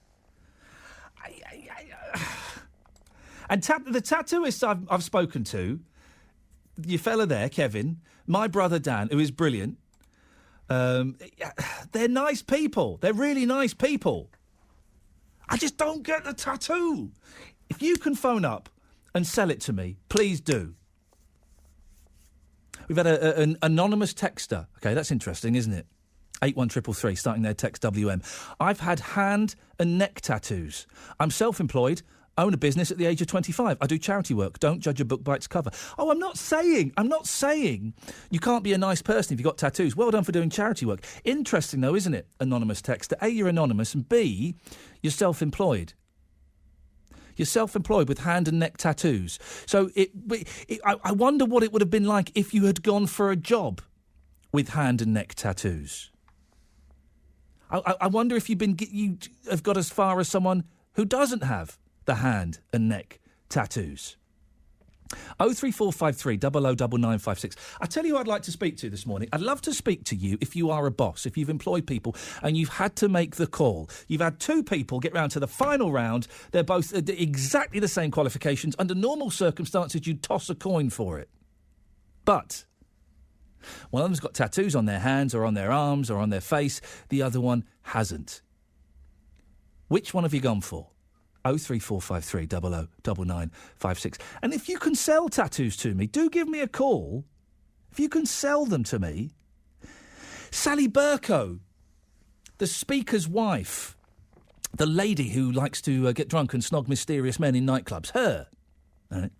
The lady who likes to pose semi-nude in her chambers, her. She's got tattoos. She's got tattoos of her kids' names on her, I think they're on her shoulder, aren't they? Just behind her shoulder. Right. Why? Why would you do that? I know my kids' names. I'm not going to forget them. Oh, it's a tribute to my kids. Well, no, a tribute to my kids is being a good dad, being nice to my children, encouraging them, giving them love, giving them warmth. I don't need to have their names tattooed on my body as a tribute to my children. 03453 009956 is the telephone number. Margaret in Yardley, you've been waiting for ages. I'm sorry, Margaret. What would you like to say? That's fine, Ian. What would you like to say, my dear? I agree with everything you say about tattoos. Why would anybody, especially the likes of David Beckham, right? I don't know whether I've said that right. David Beckham, yes. Yeah. The football star, a beautiful body. Why would he want to disfigure himself? I don't understand. And what they're going to look like when he's older and his skin's all wrinkly. Well, that's the thing. We need to see. We need to see some older people with tattoos and see how they've shaped up. If you want works of art, you hang them on the wall. It's ridiculous. They look stupid. And some of the things you see, and when you see women, and you know the way the necks all wrinkle up and the chests. Yeah. And, well, they just look like, I'm sorry. I'm going to say something, Margaret. Horrible. You may want to put your fingers in your ears because I'm going to say something vulgar. Okay? Say what you like. Oh, OK, fine. Right, you're a woman of the world. I was once out in a pub in West London in Shepherd's Bush. It was a hot, sunny day. There was a fella wearing shorts. He had a tattoo on the back of his leg. The tattoo, Margaret, here's the point, was of a penis. Why would anybody think? Do you know what my calf is missing? It's missing a tattoo of a willy. Why would anyone think that? It's horrible. I can't. Sorry. You did say, Margaret, you were open to anything. Not to that. No. Shall I let you go and lie down? No. Go on. Please, could I...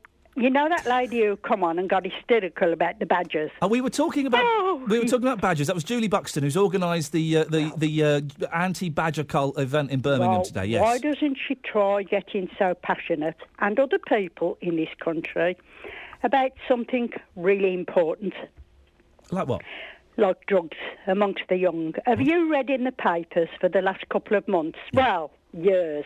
But it's been more prevalent over the last, I'd say, 6 weeks. All over the country there's been batches of GBL, Momo, ecstasy, MCAT, ketamine. I can't read the other one I've written down. I can't. Oh, marijuana. People think that's an easy drug, that nothing comes of that. Do they realise that the paranoia it causes and what it leads on to? Yeah. And also something called methadone. But there are lots of people, Margaret, who are campaigning, to help people with drug problems and drug addiction. There aren't that many people speaking up for the voiceless few, the badgers and the other animals. Well, what's more important? Well, I guess maybe to... Well, if it comes to a badger... Yeah. In a field at the bottom of your garden, yes, or it come to your child taking drugs, which one would you shout out about the loudest? Well... Pardon? I would... Yes? You can't compare the two. Of course I would shout the loudest about my child taking drugs. Exactly. So why isn't there more... There is. No, there isn't. There isn't more. Margaret, there is more. I don't even know more what. There are more people shouting about young people taking and abusing drugs and young people with... All right. Why isn't there more education and why isn't there more crackdown on them? Crackdown, good choice of words. Why isn't that? Why, they can buy this GBL for 50p a time over the internet and it kills them. Coma in a bottle.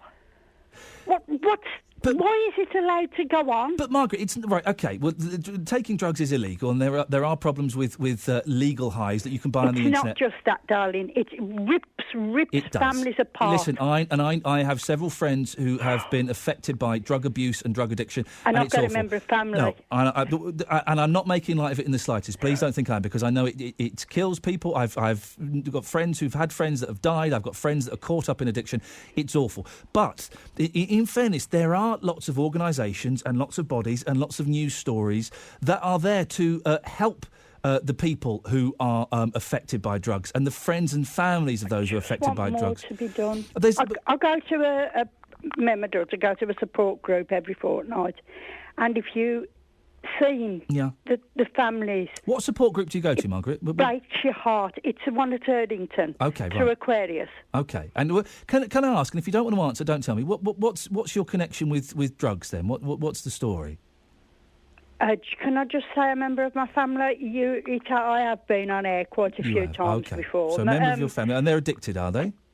Oh, yeah. Okay. Yeah. And it has ruined... It's just ripped... We haven't even had a Christmas for the last 3 years.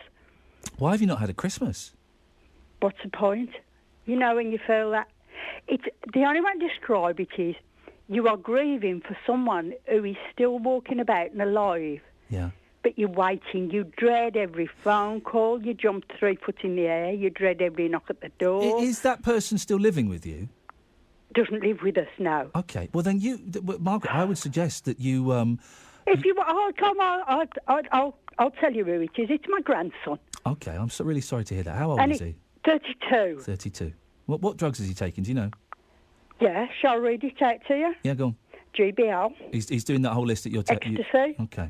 MCAT. Ketamine. Do the young ones who take ketamine know that they can lose their bladder through it? Oh, yeah, a lot of people have. And Margaret, is your grandson, I don't need to know his name, is your grandson... trying to get any help? Is he aware that he's got a problem, or is he blindly going on? He knows he's got a problem. He knows he's got a problem. Right. He's had 3 beds in rehab over the last 2 years. And he's come out and he's used again? No, at the last minute, before he's due to go in, doesn't go. Right. He doesn't want to get well, does he? Oh, he says he does. Oh, he says he does. But what he does to his mother and me. Oh. Well, if he did want to get well, Margaret, he would go to the rehab and he would go to speak to drug counsellors and he'd go to things like Narcotics Anonymous. The fact he's not doing those things, I know, sort of says he's not ready to get well yet. He may yet reach that point. But Margaret, what you mustn't do, and I know it's hard, but you mustn't allow your grandson's disease to ruin your life as well. You shouldn't. It has. I can understand that, of course. I mean, I'm nearly 76. Yeah. And I never ever dreamed in all the world that my life would end like this, with this hanging over me. I wish somebody had give me the drug dealers in front of me. Does he come to you for money, Margaret? No, not well. Yes, in a roundabout kind of way. And do you give it to him? No, we used to. Before we realised the extent of what was going on, we used to do an awful lot. Now it's come down to just food. This support. You can't have him in your home. No. You can't have him near your car because the rages are out of control. And you know what started it? Go on. His father and mother had been married for 22 years. Yeah. His father decided he wanted to change and he walked out on him after 22 years when my grandson was 17. And that's what started. And now his father don't want to know. Well, Margaret, what do they say in the support group you go to? What advice do they give you? They tell you, first of all, that you must look after yourself. You must keep yourself well. Yeah. Easier said than done. Of course it is, but it's the basic thing you need to do. Yeah. And can I make a suggestion? Oh, God. Oh, love, you all right? Mm-hmm. Can I make a suggestion? Let go of the resentment you've got towards his dad. Because his dad leaving may well have been the trigger, may well have been the thing that kicked it off. I try not to hate him. I do. I try not to. Margaret, it's not his dad that's making him take drugs anymore. It's him. Mm. It's him, and it's the addiction that's making him take drugs now. It's not his dad's fault. So try and for your own sake, not to forgive the dad, but for your own sake, I know. Try and let go of that resentment around his dad because it doesn't help. I know you want to blame someone. It's not him. It's the disease. And what I would suggest you do is you really need to take a step back and protect yourself. How often do you give him food? Oh, sometimes we'll do it 3 or 4 times a week. Why are you giving him food? Why? Yeah. Because it's just a basic human. Yeah, it is, but that's not your responsibility, Margaret, and that's making you sound miserable, and that is slowly killing you. Yeah, you're right. I would suggest what I have seen other people do in a similar situation, and it sounds horrible, he needs to work out for himself that he's ill, okay? And if you keep giving him food, he won't work that out. He'll keep thinking, I can go to Gran. I haven't got any money for food because I've spent it all on crack, I've spent it all on E, but I don't need any money for food because if I go to Gran 3, 4, 5 times a week, she'll cook me a nice little fry-up. She'll do me a roast. No, he's not allowed in our house. No, he cannot come in the house. He cannot come in the car because of the... No, if we take him anything, it has to be passed through the window. Oh, Margaret, that's no life for either of you, is it? No. Passing food through the window to your grandson? Yep. Next time you go to the support group, and there are loads of them around, next time you go, why don't you just raise the idea, just raise the suggestion. They're wonderful. And do you know I bet they are. Do you know who we've had the most help off? Go on. People won't... The police, they've been wonderful. I bet they're great. They have been fantastic. I can't praise our police force enough.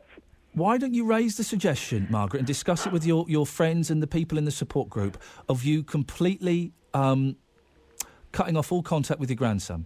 I'm not saying you should. I'm not saying it's a good idea or a bad idea. I just think maybe it might be... Some of the group have done that. And how have they managed to get on with that? But it's hard work, isn't it? Yeah. Do they feel better as a result, though? You know, you're just in pain all the while. Yeah. You're just in pain all the while. Raise it as an idea, because I have seen people in your situation who have had to say to the addict, and he's not a bad boy. He's not very well. He's sick. When he's not on the rubbish, he's got the kindest. He's sick. He's got a disease, Margaret. He's got a disease, and that's all it is. Oh. And my suggestion would be you discuss with the people at the support group the possibility of you stopping having contact with him, stopping giving him food, because, and I say this with respect and love. You're enabling. Exactly, that's the word I was going to use. You're enabling him, Margaret. And as long as he's got people like you giving him food, he's going to keep on using. He needs to hit a rock bottom that he's not hit yet before he starts to make an effort to get well. And God willing, he might not, Margaret. He might not make it, but God willing, he might do. There's a really strong chance he might. might. Off him all the while saying, "You don't know what it's like. I'm starving. I'll go in the dark. I've got no legs." And Margaret, that's not your problem. When I'm dead, you'll be sorry. And Margaret, that's not your problem, love. That really isn't your problem. I know you think it is, and an addict, I've got to go in a second because I've got to do the travel, but an addict will do every little weaselly thing they can to make you feel it's your responsibility. And right now, Margaret, it isn't. The only person responsible for him taking drugs, not you, not his dad, it's him. It's him. Thank you. Margaret, give us a call next week, love. Bye. See you later on. Ta-ta. Bye. Oh, dear. Well, there you go. He's not a bad boy. He's not a bad boy. He's got a disease, and I've seen it. I'm not going to judge him. Not going to judge her. I've got friends who've been through that. I've got family who've been through that. 03453 009956. It's 10:45. Let's get the travel news now. Here's Liz. Thank you very much, Ian. As you head to Spitfire Island, the A452, that's looking rather slow, particularly towards the Fort Shopping Centre. Just volume of traffic going in that direction around the retail park. It's busy on Hagley Road still as you make your way from Monument Road through towards Five Ways Island. Quite busy going into the city. Of course, there's a march going on, gathering at Victoria Square at 11 o'clock this morning around Paradise Street, marching around the city centre from about 1 o'clock, we understand. Also expect some delays because of the caravan camping show going on at the NEC today, so quite a bit of traffic is expected around there. We're just getting reports of an accident in Cannock on Wolverhampton Road by Longford Island, the junction with the A5 by the retail park there. Police are on the way to the scene. If you can update us, call BBC WM 95.6 Travel 08453 002288. Pete Morgan at breakfast. We talked about the Fishmonger Championships, which were taking place at Bullring Indoor Market, and I talked to the world's most enthusiastic fish lover, Clive Ebanks. He's the Swiss Tony of the fish world. Now, if you don't know, Swiss Tony was a character in the Fast Show series. Filleting a fish is like making love to a beautiful woman. Now, you're coming up to me counter, I'll show you me fish. If you're not impressed, I'll show you the gill. And then if you're still not impressed, I'll ask if you're buying or shying. You are actually stroking the fish as you say that. Yeah, that's love.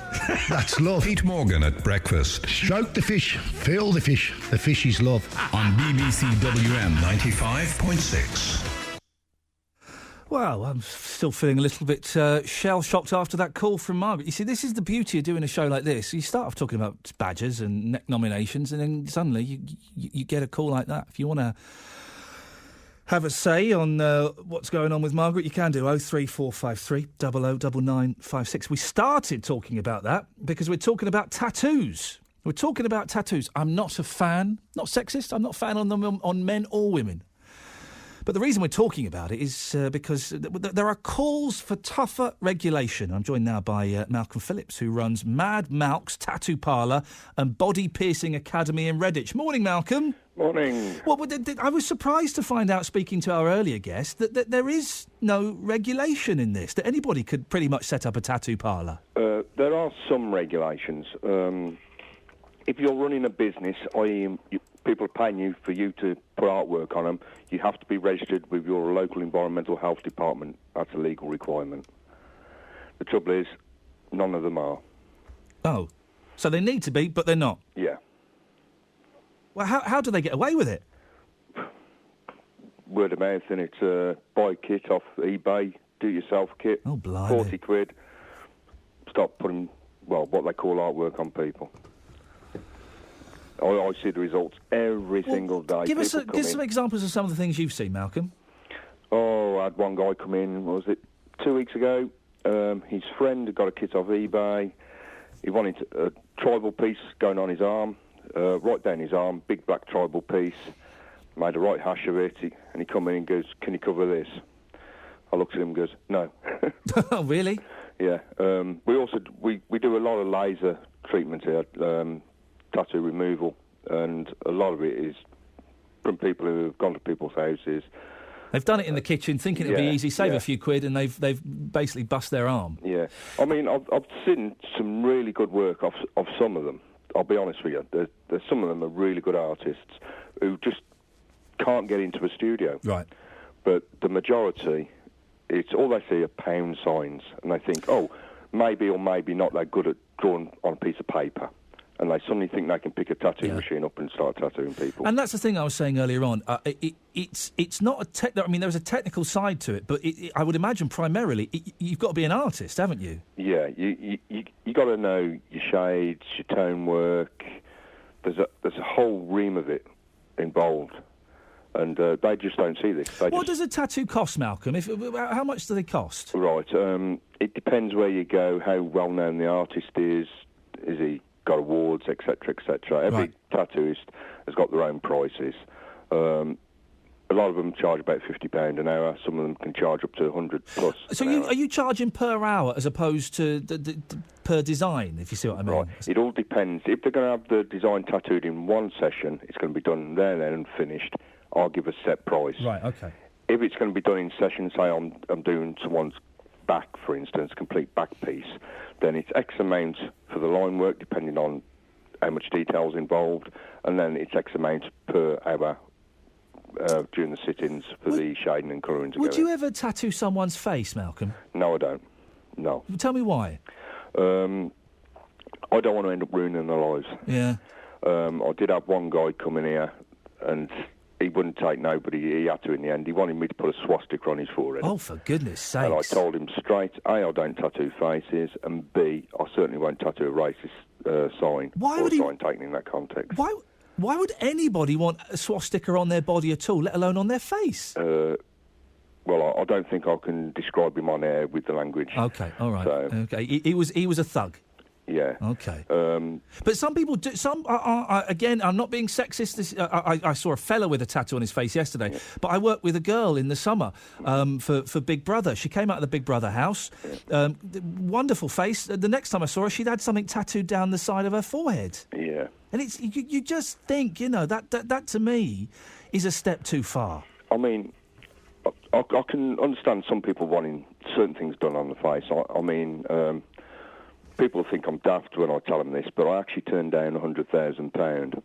And what it was, an Iranian woman had come in, and she's having semi-permanent eyebrows done. She wanted them permanently done, willing to pay me £1,000, and she knew of at least another 100 Iranian women all wanting their eyebrows done, and I refused. But hang on, their eyebrows tattooed on? Yeah, because what they do is they pluck them, shave them, whatever, and they have them done with semi-permanent ink. Really? And every 6 months, have them redone again. It's cost them £500 a time.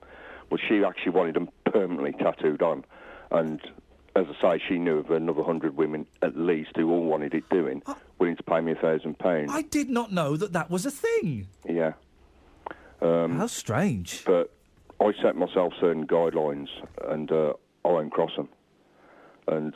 yeah, I could have made £100,000. Malcolm, what do you reckon? There are. I don't get tattoos, and speaking openly and honestly, as I feel I should do, I do think they're pretty unattractive. What would you say to people like me? Each to their own. Yeah. There's some beautiful artwork out there, and some of it ought to be in a gallery. It's the effort what goes into it and producing it, and potentially, as I say, that person's carrying that artwork for life. But artwork, you put it in a nice frame, you put it up on the wall in the bedroom, don't you? Where it gathers dust. Well, listen, parts of my body are gathering dust at the moment, Malcolm, but let's not go there. Malcolm, listen, I really appreciate your time this morning. Thank you very much for coming on. That's Malcolm Phillips. He runs Mad Malk's Tattoo Parlour and Body Piercing Academy. It's in Redditch. If you fancy getting it done... I do... again, what a nice bloke. What a thoroughly decent bloke. I don't get it. Can you phone up and sell tattoos to me? I just do not get it at all. I think they're ugly. I think they're horrible. I can't think of anybody, and I'm trying to think where, in my humble opinion, their body has been improved, their looks have been improved by getting a tattoo done. I can't think. 03453 009956. Ken's in Sheldon. Morning, Ken. Good morning. Ken, do you think tattoos can improve a body? Improve a body? I suppose they can enhance a body. I mean, I've got tattoos. What have you got? I've got Baltic tattoos, flames, devils, skull heads, the Grim Reaper, snakes with noise around, with snakes around. And I've also got, hang on. I've also got my blood group tattooed on my arm. Yeah. And also a medical alert tattooed on my arm. Okay, those I can sort of understand, although you could carry them on a bit of paper in your wallet. But you can do, but nobody goes to, if you're unconscious, nobody goes to your wallets. The Grim Reaper and snakes with swords and knives, really? Why? What do they say about you, Ken? What they say about me, they don't say anything about me. I say, if I want something to know about me, I'll tell them about me. It's my decision. I like the designs. I had them put on my skin, and I'm quite happy with them. It seems to their own. Are they? If you're wearing a long sleeve shirt, are they visible? If I wear a medical alert isn't, but if I wear a long sleeve shirt, they're not now. So if you wear your long sleeve shirt, you look like, in inverted commas, a normal, blemish-free person. Normal. The only thing you find normal on is a normal wash on a washing machine. Nobody's normal these days. Everybody's unique. Now this is what I want to. Well, very quickly, I know that's what you call him, but very quickly, you say that you're unique because of having a tattoo. No, I'm not unique because I've got a tattoo. I'm unique because I'm me. There's not another me. There's not another you. You're unique. Everybody you see there are unique to themselves. They don't have to make a statement. All right, go on. It's like when you say, okay, you've got a brand new top-of-the-range car, and somebody else drives a Mini. What does that say about you? You're affluent. What? No, you prefer to have a large car. It says you're good at hire purchase. Ken, what did you call in about? Okay, you made a statement earlier on where you said about tattoos and Christ knows what, about a policeman who was wearing a short-sleeve shirt, and because he got tattoos, you lost a little bit of respect for him. Yeah. Okay, fair enough. Now, here's a hypothetical question which you raised. You are an employer. Yep. And you have two prospective employees come to see you. They both turn up in short-sleeve shirts. Yep. They're both equally qualified, both same age, both the same fitness level, both capable of doing the job that you want them to do. Yeah, I'm there. One has tattoos on his arms, one doesn't. And you asked the question, who would you employ? Yeah. You'd say you'd employ the guy without the tattoos. Yeah. Right, now then, okay. Same two guys. Yes.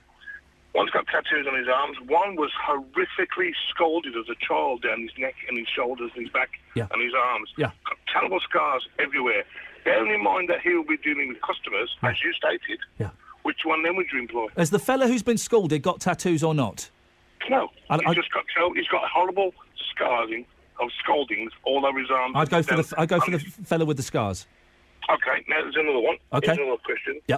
Okay. Did I pass that one? I passed that one, did I? Well, you're making a decision. You're saying which way you go. Same question. Yeah. Same two guys, equally qualified. Yeah. One's black, one's white. Yep. Then which one do you choose? Then it would have to be a toss of the coin. Why would it be a toss of the coin just because of the colour of the skin?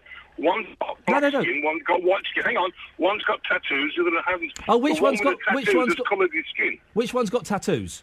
Doesn't matter. Well, okay, I'd go for the one who hasn't got tattoos. You go for the one that's got no. No, that was the original one. You got two guys in front of him. None of them got tattoos. One's black, one's white. Which one do you go for then? Well, then I'd toss a coin. Why not toss a coin with the guy with the tattoos? Because I don't want to employ the guy that's got the tattoos. I don't want to employ him. It's a black and a white guy, and they're both exactly the same. You toss a coin. Well, hang on. Why don't you want to employ the guy with tattoos? That's the whole point. That's the whole point of what I've been saying. I don't like the look of tattoos, and I think if someone, because you don't like the look of something, you might get the guy with the tattoos who's the most honest, down-earth, honest guy, hard-working, loyal, and the guy without the tattoos, he'll rip you off in 12 months. Ken, the thing is, if someone I'm employing is going to be the face of my company and is going to be dealing with customers, if they've got tattoos, I know that some of those customers would think less of that person with tattoos. That's a fact. Why would they? Because people make judgments on opinion, on appearance. Do they? How shallow? Oh, Ken, how naive. Of course they do. We all do. We like to think we're above that, but what's the black and the white fella got? I'm very confused. I need time to calm down a little bit. 03453 009956. Got some great pictures of a tattoo from Coventry here. Eggs and bacon on his head. Fella in Coventry. Oh dear, oh dear. John, stay there. Be with you soon.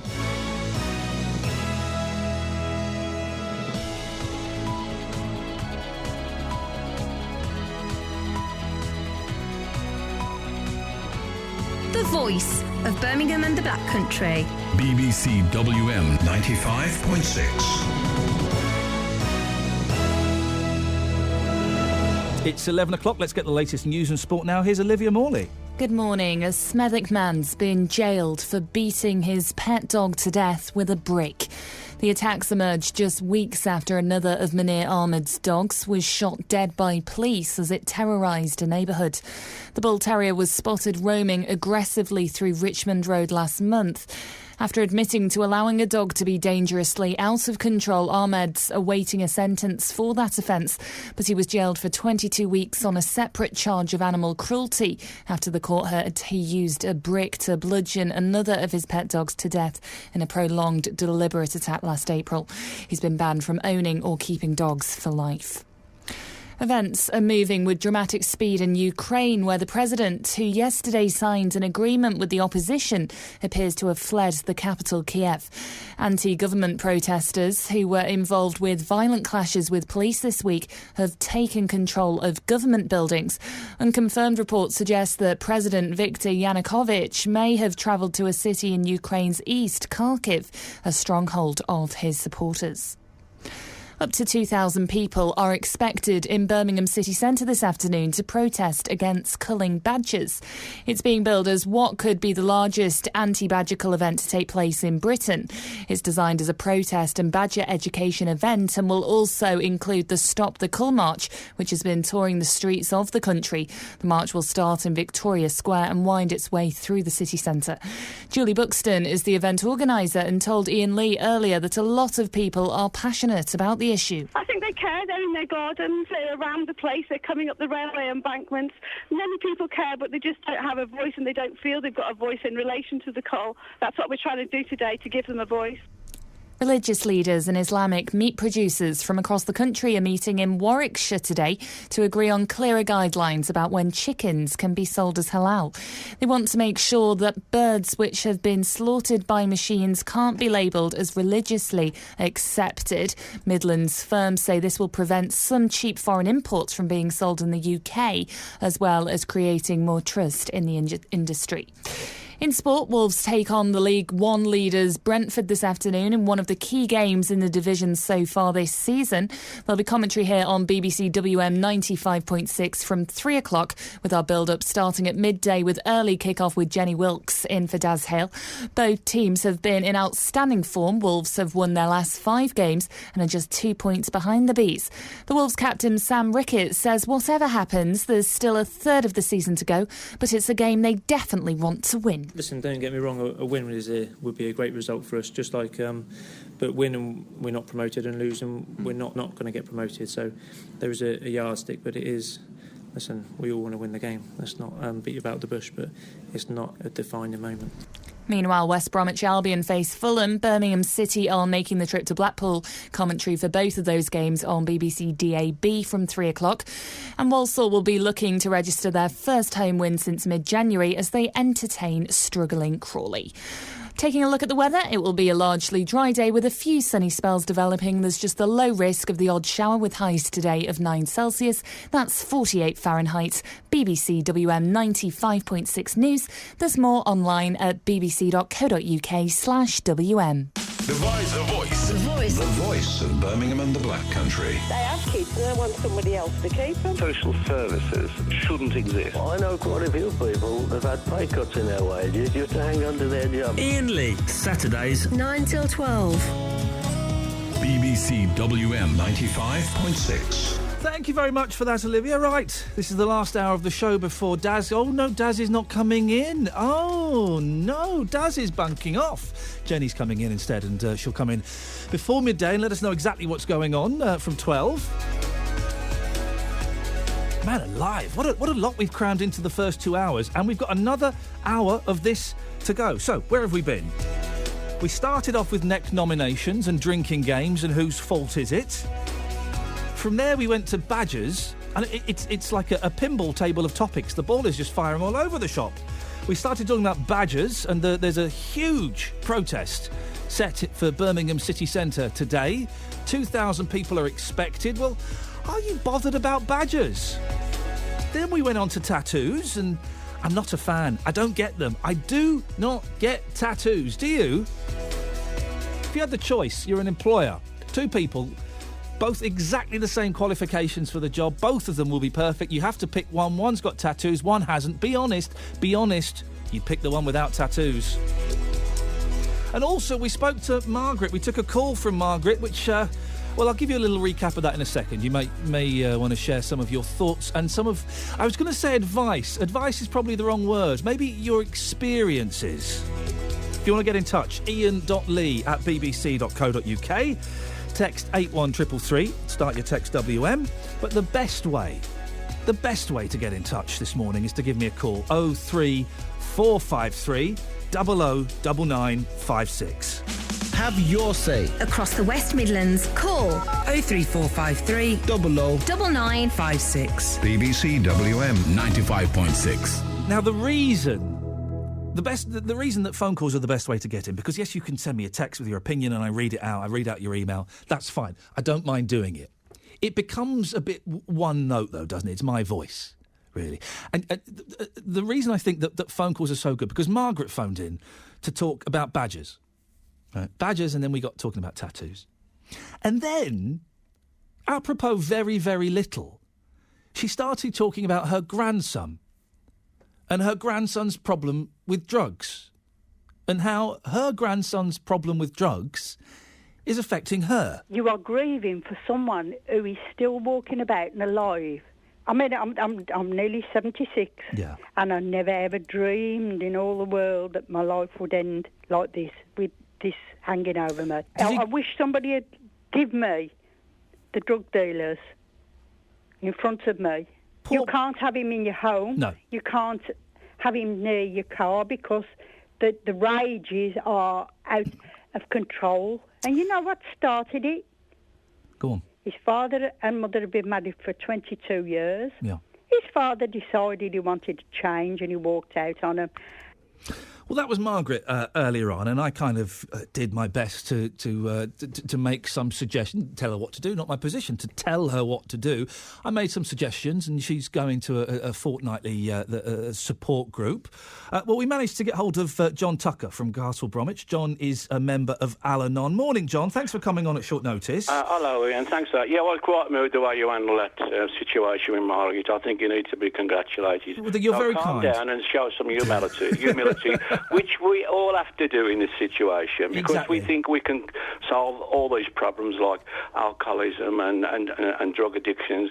We can't. We can do what we can. We can be there, to extend an hand and try and communicate, but we can't solve this horrendous problem which results in an illness, as you indicated. I've said alcoholism is an illness and a disease, and drugs is also, they cross that line, become addicted, and it's a hell of a job to get back to some sort of normality. But John, I really was moved by what you said. Well, listen, to that lady, the reason I sound so clued up on it is I have friends who have been through almost identical situations. Now, John, you're from Al-Anon. I am Al-Anon. I'm a member. I'm very grateful I'm an member of 8-9 years. Explain to the listener what Al-Anon is, because Al-Anon isn't AA. It's not Alcoholics Anonymous, is it? Exact spot on. Well done, Ian. You're really clued up. Al-Anon is for the family and friends of those people who are having to watch someone destroy their lives as a result of drinking. We are a support group which meets all around West Midlands most evenings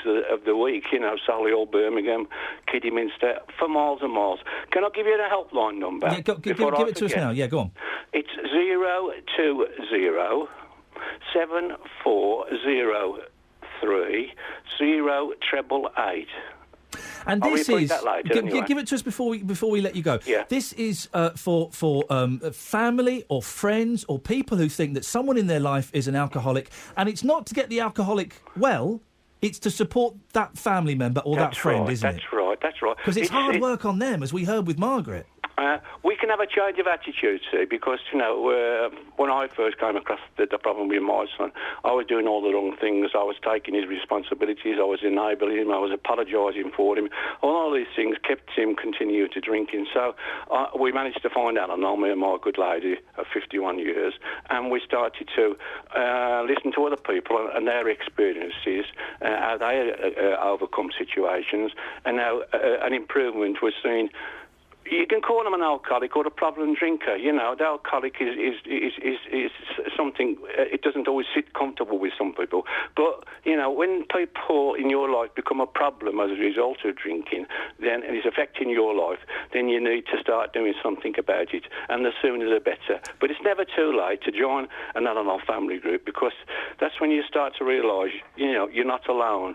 There are other many families and friends who are going through the same situation and don't know what to do, don't know how to handle the situation. So I would recommend, they phone this number up and find out where the nearest meeting is in Birmingham or within, the conurbation of West Midlands. They're all over the find country, support and empathy and understanding. No one will tell us what to do. You'll just learn from someone else's experience and think, actually, I'll try this time.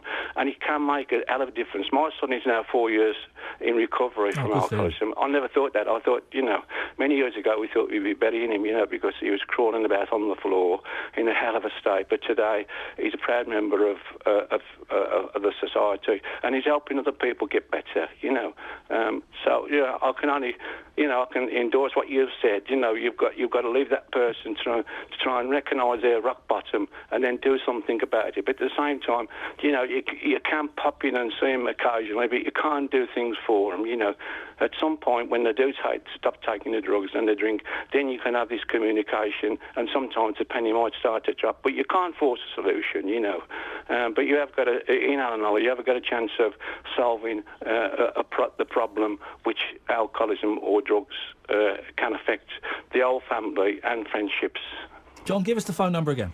Yes, thank you again. I've got you right now, because I called you Nick, I think, earlier on. Nick Conrad, right. You're wonderful. You're the star, mate. Thank you very much. Let me give you this number again. Go on. 020 7403 0888. That's a free line number, and I'll direct you to the local Birmingham, Solly or West Midlands meetings, which John, most evenings of the week. John, thank you very much indeed. You can, of course, Google it, Al-Anon. And it's not just for alcoholic families. Families of alcoholics is also for people who've families of drug addicts. Joined now by Mark Johnson. Mark, you are a recovering drug addict. How do you phrase it? Yeah, recovering drug addict. Every day. And you've started your own charity. Tell me about that. Yeah, I set up a charity 5 years ago called Use a Voice. It works all over the country, in prisons, in secure units for children and young offenders, and works with women and all sorts of people with a myriad of problems, not just drink or drugs, with mental health and issues with crime, etc. Mark, how did you give us a little bit of the war stories? What impact were drugs having on your life, and how did you get clean? Well, I first used heroin at 11. It's well documented. I wrote a book. It was a bestseller. It's published in 2007. That's not a plug, but it's well documented. And I think that my story is I found that because of lacking social skills, I found chemicals could do for me what discussing my feelings in a warm, loving, supportive environment couldn't. Yeah, it was a quick fix, and I found, even with a drink, and it's not just about drugs, it's anything. You use it, you develop a form of behaviour that you're fixing your feelings all the time. And I couldn't, and then that escalated and careered down into where I was living on the streets in Soho, 7.5 stone, addicted to crack and heroin, scabs over the socks of my feet, body lice, and... you should be dead. Yeah, oh, completely, yeah. I mean, you know, what I'll say, I have been listening. I think John is absolutely, I would agree with 100%, Al-Anon, people of like mind who are in a similar experience supporting one another. Addiction, you know, I used to think, oh, it's me, I'm the victim, yeah? And I didn't realise until after getting into recovery and to be able to reflect, yeah, on all the damage that my behaviours caused, not my intention, my behaviour, because I was sick. And that's what it is. It's an illness. And it's not just a personal illness. It's a family illness. It Mark, affects everybody. I'm going to interrupt you. Have you got a couple of minutes to hang on? Yeah. Listen, because I want to focus on that, the fact that it is an illness, because I've had a couple of interesting tweets. I've got to go to the travel. We're talking to Mark Johnson, who former drug addict, recovering drug addict. He runs the charity User Voice. 03453 009956. You're listening to BBC WM 95.6. It's 11:15. Let's get the travel now with Liz. Thank you very much, Ian. As you head to Coseley, the A4123 Birmingham New Road northbound is shut as water main work going on this weekend. It's closed between Ivy House Lane and Shaw Road. Now, you may remember last weekend it was the southbound side that was shut. There's also restrictions on the southbound side, but it's just the northbound that's closed this weekend. Traffic seems to be coping okay in the area. In Cannock, Wolverhampton Road, though, that's partially blocked because of an accident by Longford Island, the junction with the A5. Recovery work is already underway by the retail park. It's a two-vehicle accident. Traffic is able to squeeze by without too much of an issue, but obviously just be a bit careful around there. It's still rather congested around Spitfire Island, slow as you head towards the Fort Shopping Centre, and struggling through Amblecote this morning on the High Street, the A491, as you head between Collis Street and Vicarage Road, heading into Stourbridge towards the football club. There is a match on there this afternoon, but it's perhaps still a little bit early for everybody to be heading off in that direction. Speaking of match day travel, Blues fans going to the seaside this afternoon. They're off to Blackpool. It is a 2.5-hour journey up the M6 onto the M55. Now, there has been an accident reported up around junction 17 and 18 of the M6. Certainly it's looking rather slow through there, so just be a bit careful. Wolves fans are going to Brentford. Down the M40 is looking OK as you head for West London. The M25 and M4 not too bad either. If you can update us, 08453 002288. I'm lying here wounded, having been shot in the arm and leg by shrapnel. But I'm pleased to inform you that my life was saved by one of your whistles. World War I on the BBC. If they hadn't got a uniform on and somebody made an assumption, they would sometimes give them a white feather. Implying that you were a coward. Yeah, indeed. BBC WM reveals the untold stories of World War I in Birmingham and the Black Country. Bayonets fixed, charged through the barbed wire and faced machine guns as they hurtled over towards the German lines. World War I at home on BBC WM 95.6. Starts Monday at 8:15. Right, so earlier on in the show, we were talking about badgers to Margaret. I think Margaret, she was 72, something like that. And we got onto the conversation about her grandson. Her grandson is a drug addict. She went through the list of drugs that he uses. Very, very sad indeed.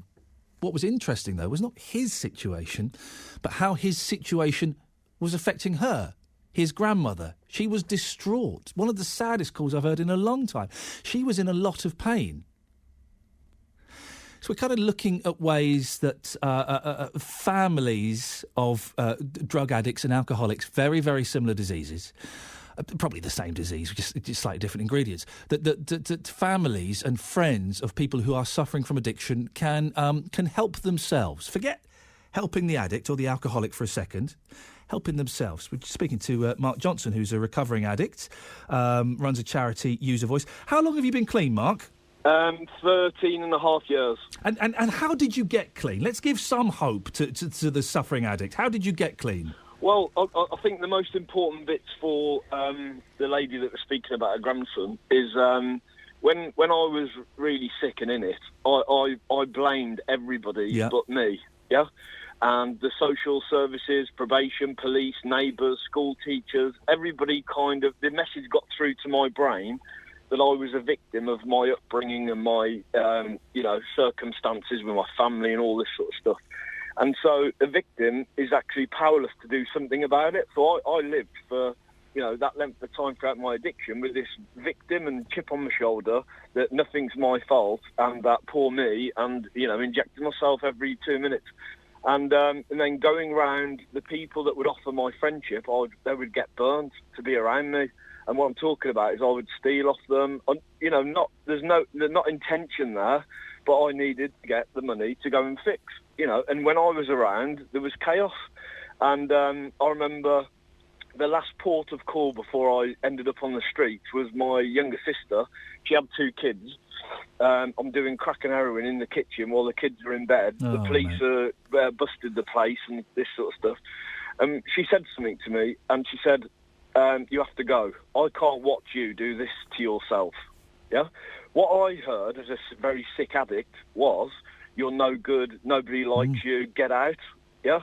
And because I had this victim mentality, and she took the last enabling sort of ledge away from me. What she was doing was actually a very loving thing, wasn't it? It was. You don't realise this until you start to get better from it. It was the best thing that anybody could have ever done, because what it done is it removed all of the stuff that was keeping the ledge extended for me, but I didn't have to look at myself. And when it was all gone, and I'm in a shop doorway in Soho, eating out of dustbins and injecting myself, and it stopped working. That's when I come into contact with a service who offered me a detox and drug treatment. Now, I didn't even know what that was at the time, really. And they put me in a treatment centre long enough where I couldn't actually leave because of the scabs on my feet. The first visit I had was a hospital, to take my socks off. And I couldn't leave there, and I got into drug treatment. I'd done 1 year residential drug treatment, 1 year of sitting round, like what John was talking about with Al-Anon. That's a provision for the family of, the 12 steps of the programmes and treatment centres, etc., are the provision of the people who've got it. And my peers reflected on me and my behaviour and really showed me the full extent of what was going on and what I needed to do to recover. And they give me hope that you could live drug-free and try to get into successful living. And that's what I've done. I started a business. Now, I've employed hundreds of people in recovery. Young offenders, my first business was about 200. Now I currently employ about 80. And so I've been, in 13.5 years, I've been to 36 funerals of people who've worked for me or friends. And this is a reality. And this is what I say to people. I know what's going on. People have emotional relapses first. They lapse into this, they call it stinking thinking, I think, where it's really negative and thinking that drugs, putting a needle in your arm is going to solve your problems. And it'll be different this time. It'll be different this time. Yeah, absolutely. Yeah, I've heard it all. And what's even more heartbreaking, I've seen such extraordinary stories with families enabling their children or loved ones to stay sick. I've seen a guy, and this is the interesting thing, is it cuts across all social class. So it doesn't matter whether you're rich or poor, what's happened to or whatever, it just cuts straight across. And I watch an older gentleman, him and his wife, really well-to-do, brand new car, etc., giving their daughter a credit card because they didn't want to see her prostitute herself or to go in the streets. And it absolutely ravaged him, and his wife, and it destroyed their relationship. They're no longer together. Luckily, the daughter's now in recovery and stuff. But you've got to, I always say to family members, look, take care of yourself, because if somebody's putting a chemical inside their arm, they've got what they need. Margaret, who we spoke to, it's her grandson that's using, and she is 3 or 4 times a week, is taking food round to his flat, wherever he is, and putting the food through the window. And I suggested, never tell her what to do, I suggested she might like to consider stop giving him food. Now, some people might think that was quite harsh. What are your thoughts on that? It's a heartbreaking, and it runs across all sort of human instinct of, care, but I would agree with you that the more that we can remove the ledges from people, the more that we can create an environment where by their own behaviour they come to reflect and reach the end of that point, the better. The consequences of that is it's 50-50. It's up to them then. It's probably less than 50-50. They'll either get it and get the right help and get into successful living, or they will die. That's what this group of people are, you know, and this is very controversial in the media.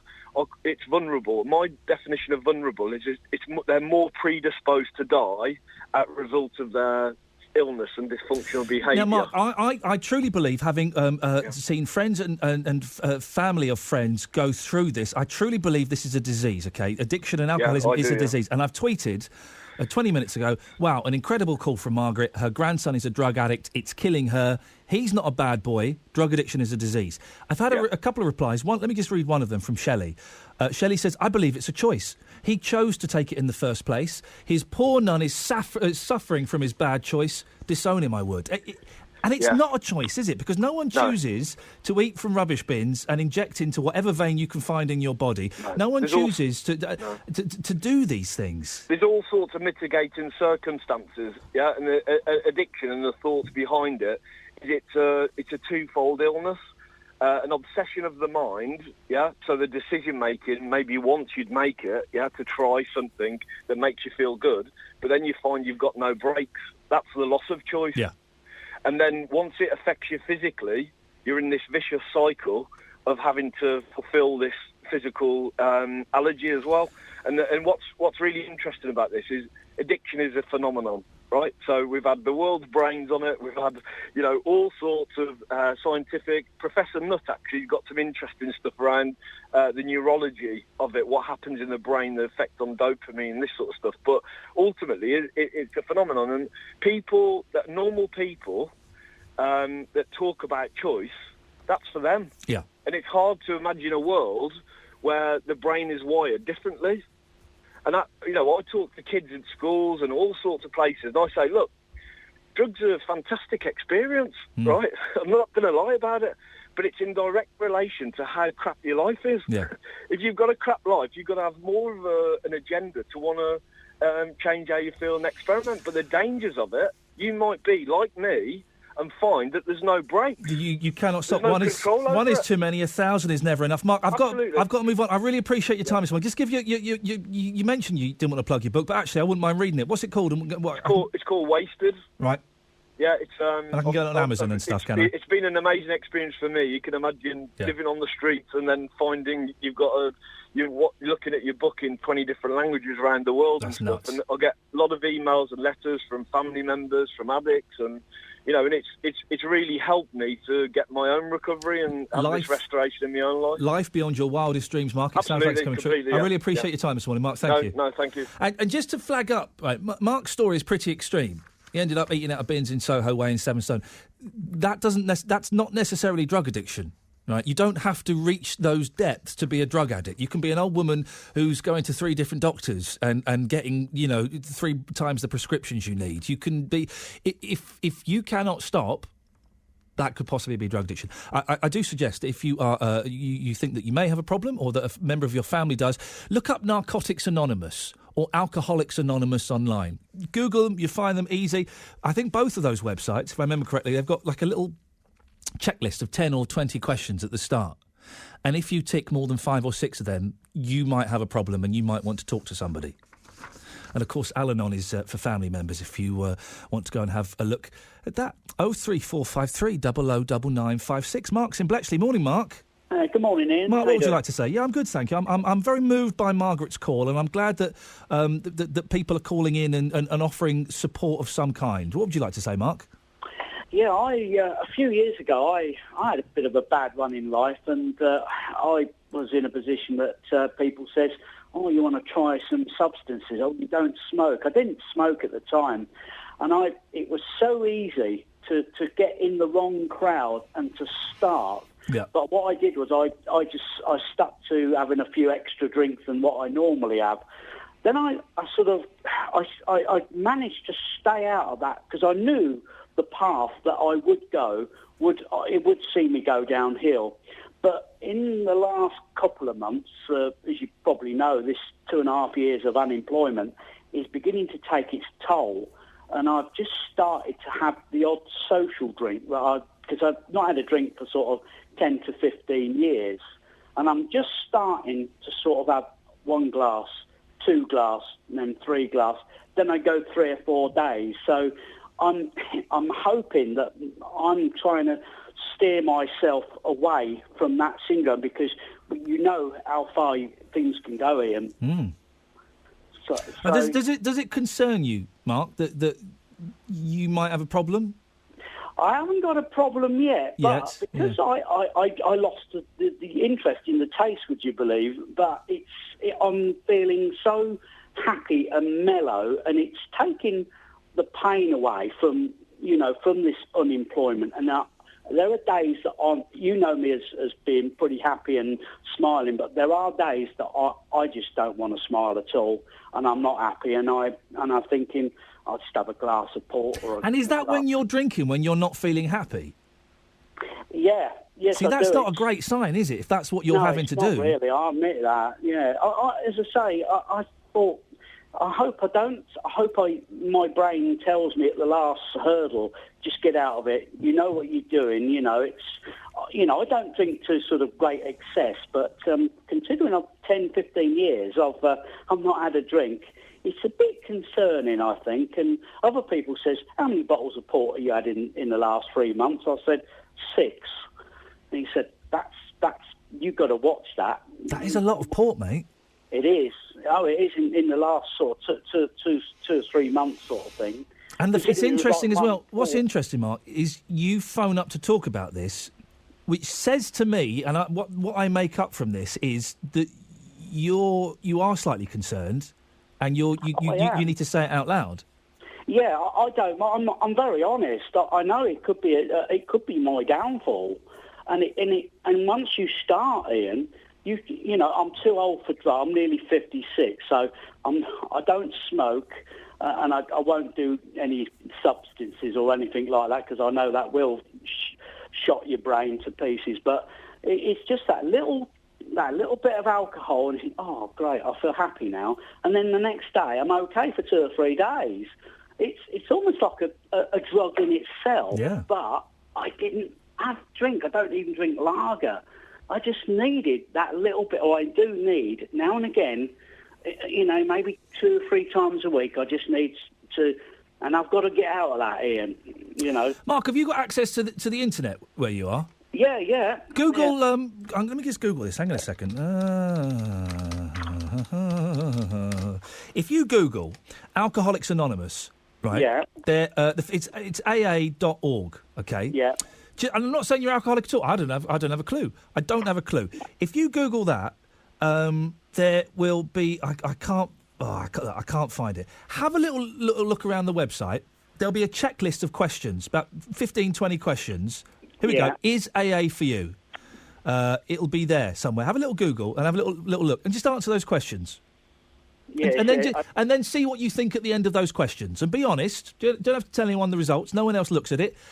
And just see how you feel at the end of that after you've looked at those. This is like the start, isn't it? Well, this is what people start. They start like this, don't they? I don't know. I don't know.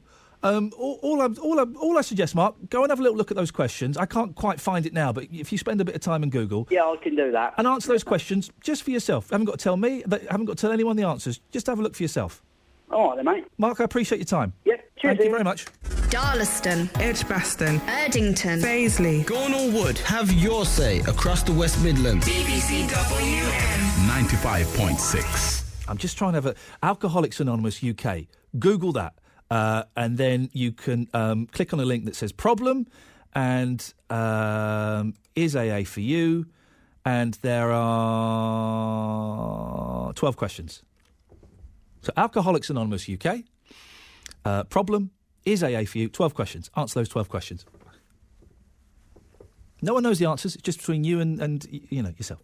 03453 009956. Who'd have thought I could have done a sensitive, caring show? Anybody? No. Well, another sensitive and caring show is on tonight from 10 o'clock. I say sensitive and caring. Of course, I don't mean that. I'm using it as a very smooth, clever segue. One of the biggest bands to come out of Birmingham in the 80s were guys, anybody? The Beat. Not the awful UB40. Tonight from 10, UB40 were terrible, and I know it's blasphemy here, but they sucked. Whereas The Beat were good. Tonight from 10 on his 70s and 80s extravaganza, you can hear Keith Middleton chatting to Dave Wakeling, lead singer from The Beat. In Call Keith, he's asking which were the comics and magazines you loved to read in your youth. And if you could take one record to a desert island with you, which would it be and why? OK, well, I used to read Record Collector, and the record I would take with me is Daydream Believer by the Monkees. Boom. Oh, come on, it's the best pop song of all time. And anybody... Yeah, well, it was re-released in the 70s, so it counts. And it was re-released in the 80s, so have that. There you go. The Keith will be on from 10 o'clock tonight and will be well worth a listen. I may phone up it myself and argue with him.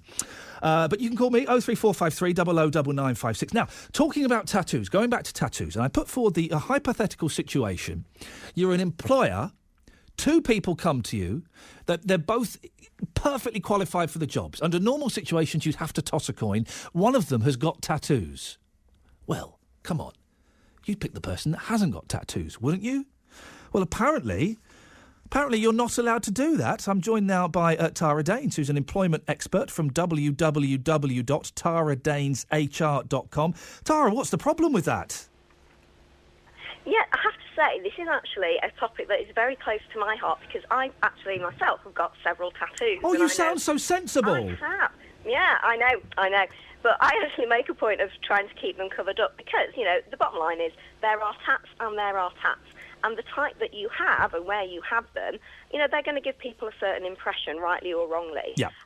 But the thing is, human resources professionals, employers generally, they should be able to look beyond that and make recruitment decisions that are based on fair and objective criteria about someone's capability to do the job. Because otherwise, a lot of employers are going to miss out on valuable talent through making very subjective recruitment decisions based on these sort of inappropriate cosmetic factors. And you can't always judge a book by its cover. I mean, I like to think of myself as being very professional and capable and reliable. I've got plenty of friends that also are. But yes, their form of self-expression is they have numerous tattoos, they have piercings. But in the same way that, you wouldn't show up to a job interview wearing ripped jeans and a grubby T-shirt. So, job hunters do need to be sensible in terms of the impression that they create. So the whole image, and I cover mine up. That seems to be the sensible If you don't mind me asking, if it's not inappropriate, Tara, what have you got and where are they? I'm quite happy to tell you. Mine are all dragons. I've got a thing about dragons. I don't know why, I just do. I've got one that's on my top shoulder, but the rest of them are either on my back, I've got one on my stomach, I've got one on my thigh. So they're very easy to cover up unless I'm wearing something a bit skimpy. But certainly, even if I'm wearing something that's short-sleeved, it will actually cover them all up. So I've made a point of not having any on, on my legs or on my lower arms or anything like that, because I am conscious of the fact that it gives people a certain impression. And when I go in to meet clients, I've only really got a short amount of time for them to get a handle on what I'm like and my ability to do the job, and I don't want that to be coloured by them seeing these tattoos and seeing something else.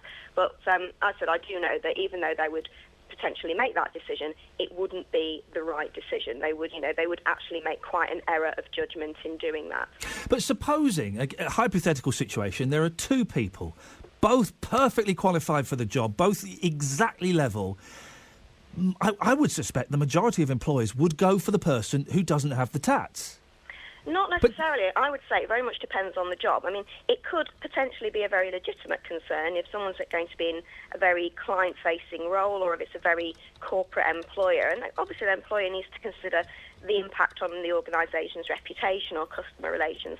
But actually, if it was maybe for a role where you're looking for somebody very creative, very innovative, in maybe advertising, media, marketing, I would potentially think, well, maybe that tells me something about that person that could be a positive in the role. But if they're out front in the shop meeting the customers and dealing with the clients, if they've got a tattoo, or, that kind of creeps up their neck or covers their hands, or those awful sleeves that some people have, oh, for goodness sakes, it does, rightly or wrongly, people do make judgments on people's physical appearance, and it could cause some customers to slightly recoil, couldn't it? It could, absolutely. I mean, as I said, there's tattoos and tattoos, and there's a big difference between having, a discreet, or what I like to think of as quite an artistic dragon somewhere, and having love and hate across your knuckles, or something would probably tell me something more about that person's decision-making abilities, I think, and thinking, OK, it says something about the choices that you've chosen to make and your ability to plan ahead. So that's probably what it would tell me. I certainly wouldn't look at them and think, well, they're a bit dodgy or they could be potentially aggressive or violent. I mean, that would be absolutely, the wrong sort of conclusions to jump to. But just because I can look beyond that doesn't necessarily mean that my clients, my customers, other stakeholders will be able to do that, which is why I do understand if an employer might make a decision based on that, because they're thinking, well, I'm okay about it, but I can't guarantee that my customers could be, and it might... Are employers allowed to, if it is the situation where the person they're employing will be meeting customers, are they allowed to say, I'm not giving you the job because you've got tattoos on your hands and I think it would scare customers away, or is that discrimination? Well, at the moment, it's not something that's covered by the Equality Act, what we call the protected characteristics within the Equality Act. So things like, age and race and gender, etc. At the moment, there isn't anything for tattoos or, being overweight or, being ginger or some of the other things where people make the most ridiculous sort of conclusions that they jump to. That said, there is a lot around religious belief, and potentially sometimes people have tattoos that are something to do with their religion, in the same way people wearing a cross around their neck or something like that. There isn't anything in the Equality Act about not wearing jewellery, but if it's linked to their religious belief. So there is always the potential that somebody could argue that that line of reasoning, but certainly there isn't anything explicit that says you can't make a decision based on that. I mean, sometimes we are human beings at the end of the day. We are going to have opinions and views, not necessarily correct, not necessarily appropriate, but people like to see what they're getting and they like to feel comfortable with that. So although I don't think it's a valid way to make a decision as far as recruitment is concerned, I do understand why some employers would do that. And I think it's just a sensible thing for job hunters to take that into account. Think by all means have tattoos, but be sensible about it and make sure you've got ones that you can cover up, at least till people get to know you well enough to know it's not going to be an issue. Tara, I really appreciate your time, and thank you very much for coming on this morning. That's Tara Daines. If you want to find out about more, she's an employment expert. TaraDainesHR.com is the place that you should probably go to first, I would have thought. Tara, thank you very much indeed. John, I'm so sorry, John. It's all right. I've just seen you've been waiting for over 45 minutes. That's really rude of me. It's all right. The show's kind of gone off on tangents. Yeah, I understand that. Thank you. I'm going to talk about tattoos, but quickly, can I make a quick comment about Margaret and her grandson? Of course you can. Excuse me. You're all right, fella? You having a little cough? Yeah, I've got a bit of a cough. It's all right. Bless you. My advice to Margaret and her daughter to keep on giving the lad food. Really? Because, excuse me, they're the only two people in his life at the moment. Yeah. And if they cut him off, who knows how desperate the lad might get. And we don't want him breaking into some old people's home and something else might happen, maybe even more serious. I would suggest that. You're all right, John. It's all right, I got his cough. I'll keep feeding him, all right? Yeah. Regarding tattoos... Thank you for that, John. Yes, go on. I'm not object to anybody having a tattoo on the forearm, like ex-servicemen or anybody else, as a memorial thing. I'm really amazed that Beckham is a role model for young lads for playing football and others. He's an absolute disgrace. And this is now going on with a lot of footballers covered in both arms in tattoos. They're a disgrace. David Beckham, right? And listen, I'm a heterosexual, happily married man. David Beckham is a beautiful man. He's really handsome. He's got great hair. His body is incredible. Yeah. Why on earth does he ruin it by getting more and more tattoos? I can't understand. When he's 85 years old, he is going to look like a saggy cobweb. Yeah. But regarding employment, if two people turn up for a job and you're going to employ the one without the tattoo, you'll have to be extremely careful under the Discrimination Act, because it could be condoned as blatant discrimination. Obviously, I agree with you if you've got somebody working for you as your front person in the shop or etc. Well, you don't want people covered in tattoos. But then again, who knows what the law will come down on the discrimination. But if he's working in a factory or an office or a warehouse, you've got to be extremely careful.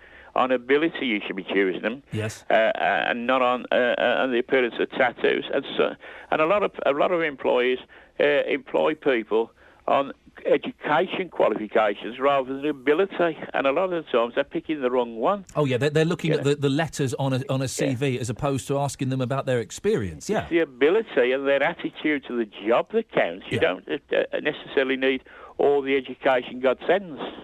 What do you think when you see like an attractive man or an attractive woman walking down the street and then you see they got tattoos all over their legs and their arms? What's your initial reaction? Well, I'm not very happy about it, but of course it's freedom of choice. Yeah. I personally wouldn't agree with any of my children or grandchildren or anybody else having so many tattoos like Beckham and that. But you come back to discrimination and ability on the job. When I was left school, I didn't bother studying for the last 4 years at school, so I left school with no qualifications. Good for you. When I was in my second job, I was still 16 years of age. My boss suddenly asked me, and I was just the warehouse junior with 10 people there, fetching the sandwiches and mopping the toilets and cleaning the office, etc. And out of the blue, he offered me the assistant manager's job. What? And I don't know who was more surprised, me or the other people, but I took it on. I succeeded, and then I went on to work for a big major company called Lucas, again with no qualifications, and I was the only one without any qualifications that applied for the boss's job in charge of the wages control section within the factory. John, I've got to move it there because we're going to end it there because we've got to get the travelling. I think John's advice there was don't bother at school, was it? Did I get that right? John, well done. Thank you very much indeed, and thank you for waiting for so long. I don't like keeping people waiting for over 45 minutes. That was rude of me, but the show has, it's kind of weaved its way around, and I like it when it does that. It's great. You come in with plans. We've had so many people working on the show this week, and we come in with plans, and this is what we're going to do at 20 past, and you get a phone call like the call from Margaret. Whoom. The show completely goes off, and well done to Sue and Bernie for running with that. 03453 009956. Anthony, Gordon, stay there. I've got 2 lines free. Now is an excellent time to give me a call. But right now it's 11:45. Let's get the latest travel news. Here's Liz. Thank you very much, Ian. A couple of problems on the roads to contend with. The Coseley northbound side of Birmingham New Road, the A4123, is shut as water main work is going on this weekend. It's likely to cause you some delay between Ivy House Lane and Shaw Road, and quite a lengthy diversion to follow as well, though traffic seems to be coping OK so far.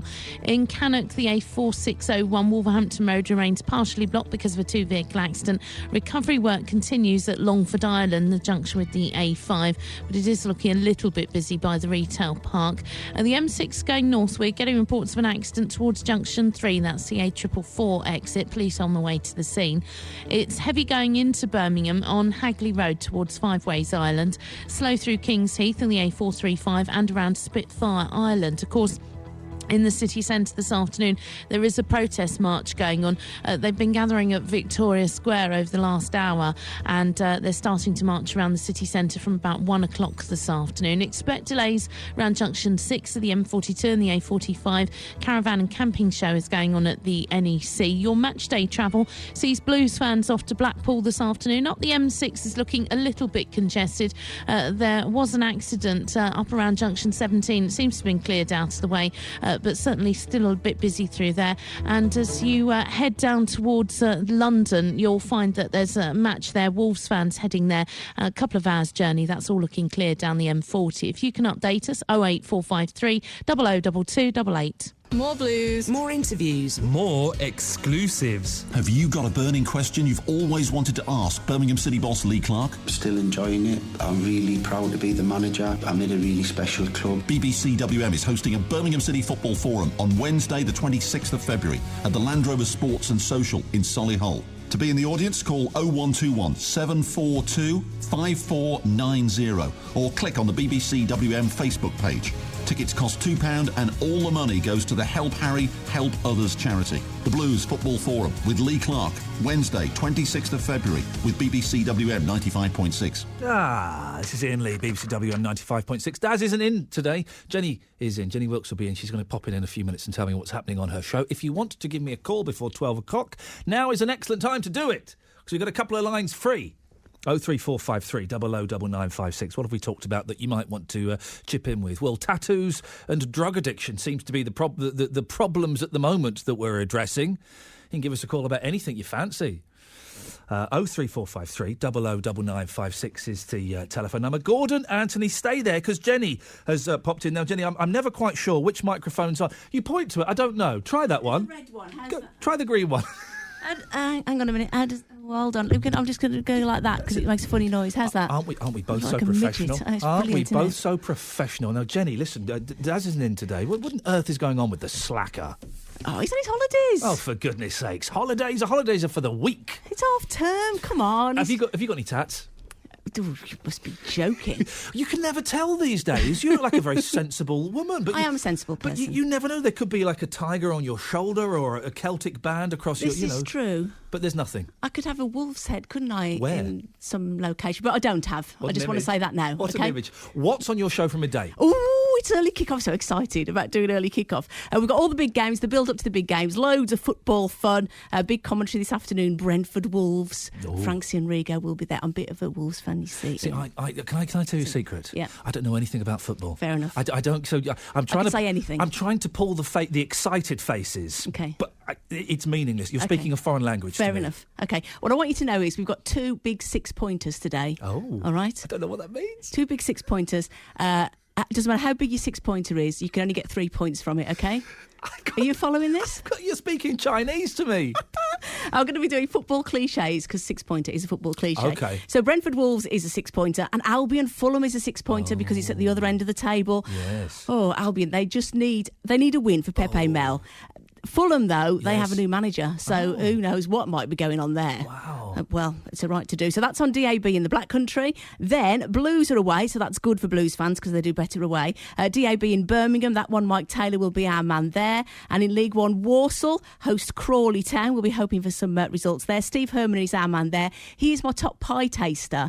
And today we are finding out where the best pies are, where the best football pies are in the country. And I want to know if your football pie gets into my pie chart. So I'm expecting nominations on the phone and on the texts for football pies. And this is going out on the radio, is it? It is going out on the radio. From midday? Yeah. I know, it's amazing to hear, to believe. But it is going out on the radio. Pies, football cliches. Stevie Bull as well will be joining me, the Wolves legend, just after 12 o'clock to give us his thoughts on the Wolves game. And we've got all the usual stuff with Callum Riley and with Gracie's joke and everything that you usually get with Daz, but it's with me. I shall be listening in the car, Jenny. Thank you very much. Have a good one. Ta-ta. Right, 03453 is the number if you want to call Jenny, but listen, she's got 10 minutes to go yet, so you can call me first. 03453 009956. We've got loads of people I need to cram in. Anthony's been waiting the longest. Yes, Anthony. Anthony? Hello, Ian. Yes, Anthony, what would you like to say, sir? Hi, I've just been listening to your show, and there's a few things I agree with and a few things I don't. So I hope you don't mind me raising a few points. You go ahead, fella. Go on. Right, firstly, with your regards to tattoos and employment, yes. I am heavily tattooed. I'm sorry to hear that. And I also am employed full time, as I also run my own business in my spare time. Okay. What are you employed as? I'm a chef. Okay. So you're kind of behind the scenes. Well, you say that, but I'm also employed in this business as assistant manager. So I'm also actually working out the front. I work in the city centre bar. And do you keep your tattoos hidden? No. Well, it would be a bit hard. I've got my hands tattooed. I've got my neck tattooed. But another thing is, 90% of the people that actually work here are tattooed. My boss, the lady who owns this business, it's a £1 million business. She's heavily tattooed. All the other chefs are heavily tattooed. I'd say another 70% of the workforce out front of house are actually heavily tattooed as well. But it's a bar, is it, Anthony? It is a bar, yeah. Okay, well, so you could kind of, I suppose, get away with it in a bar because people are going to be boozed up and it's going to be attracting that sort of element, isn't it? It's not like Marks and Spencer's or John Lewis or somewhere a bit classy. Well, that actually sort of brings me on to another thing you were saying. People who do have tattoos on their hands and necks, and things like that, aren't necessarily the sort of people that are going to go for high-class jobs, lawyers, working in a bank, stuff like that. But I don't really think that defines a person. I think you can have a heavily tattooed person doing a lot of good in the world. And I think having tattoos doesn't define you. Anthony, I saw a fella outside the mailbox yesterday, right? Yeah. And it's interesting we're talking about tattoos. This was apropos nothing, but I saw a fella outside the mailbox here in Birmingham city centre yesterday. His whole face was tattooed. He had those, what do they call those things, those holes you put in your ears? Flesh tunnels.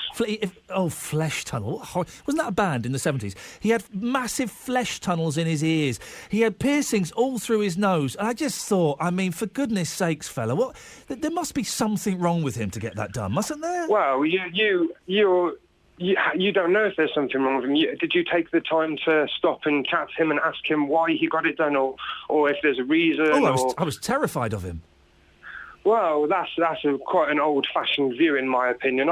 Another thing that I want to bring up is how you say people with tattoos are disgusting and stuff. Say you were sat in a city centre bar, you get speaking to a lady, she's wearing clothes that don't reveal anything. She says, well, I've got a few tattoos, and you instantly turn around and say, oh, well, no, that's disgusting and horrible. What tattoos have you got? And then you find out that she's actually had her nipples tattooed because she's had a mastectomy and a breast reconstruction.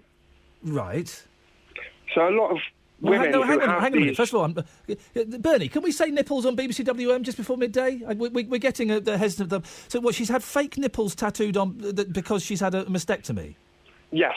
Well, that's Anthony, come on. The poor argument that's obviously completely different, isn't it? There are also women who have the scars from the operation who have bras tattooed on them or tattoos in place of the scar.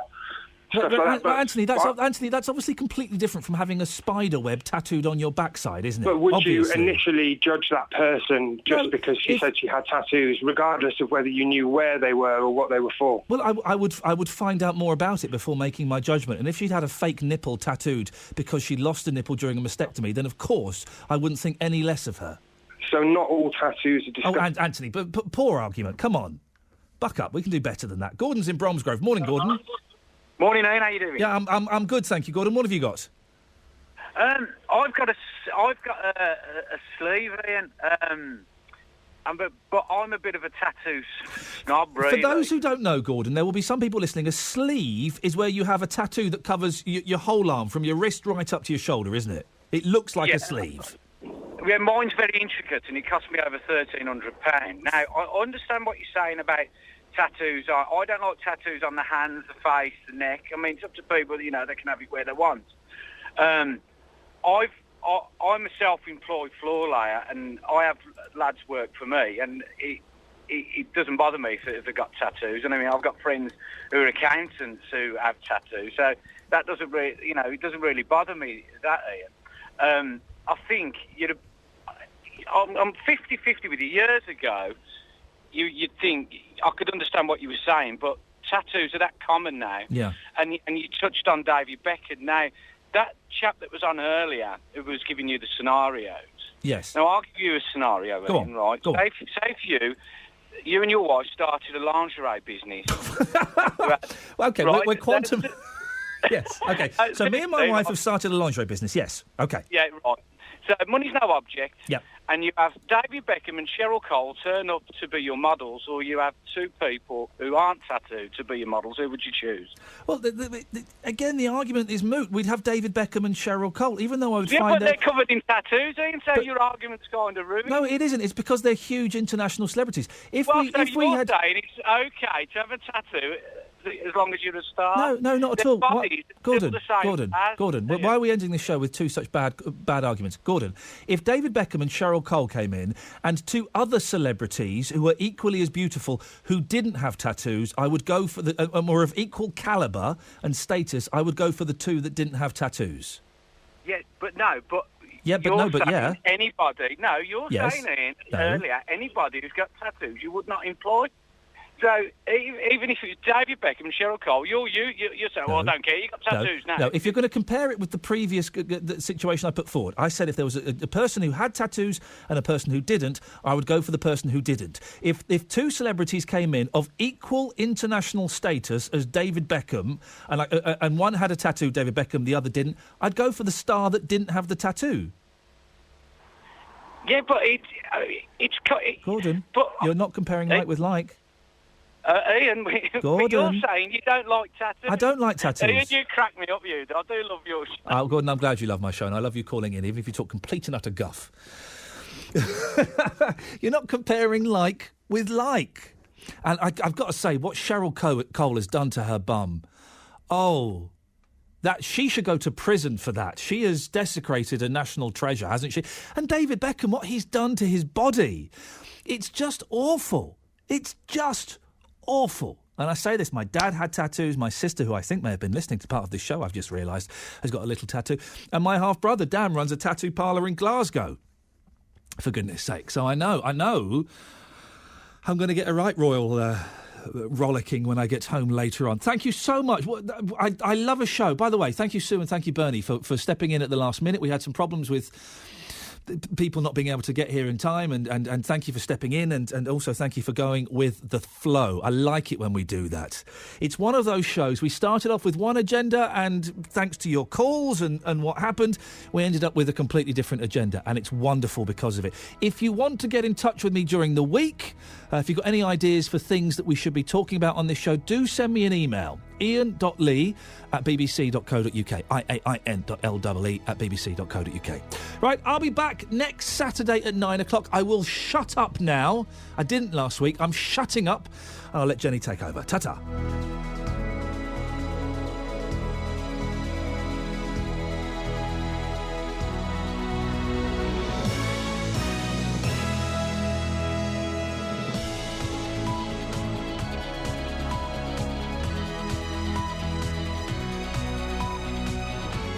The voice of Birmingham and the Black Country. BBC WM 95.6.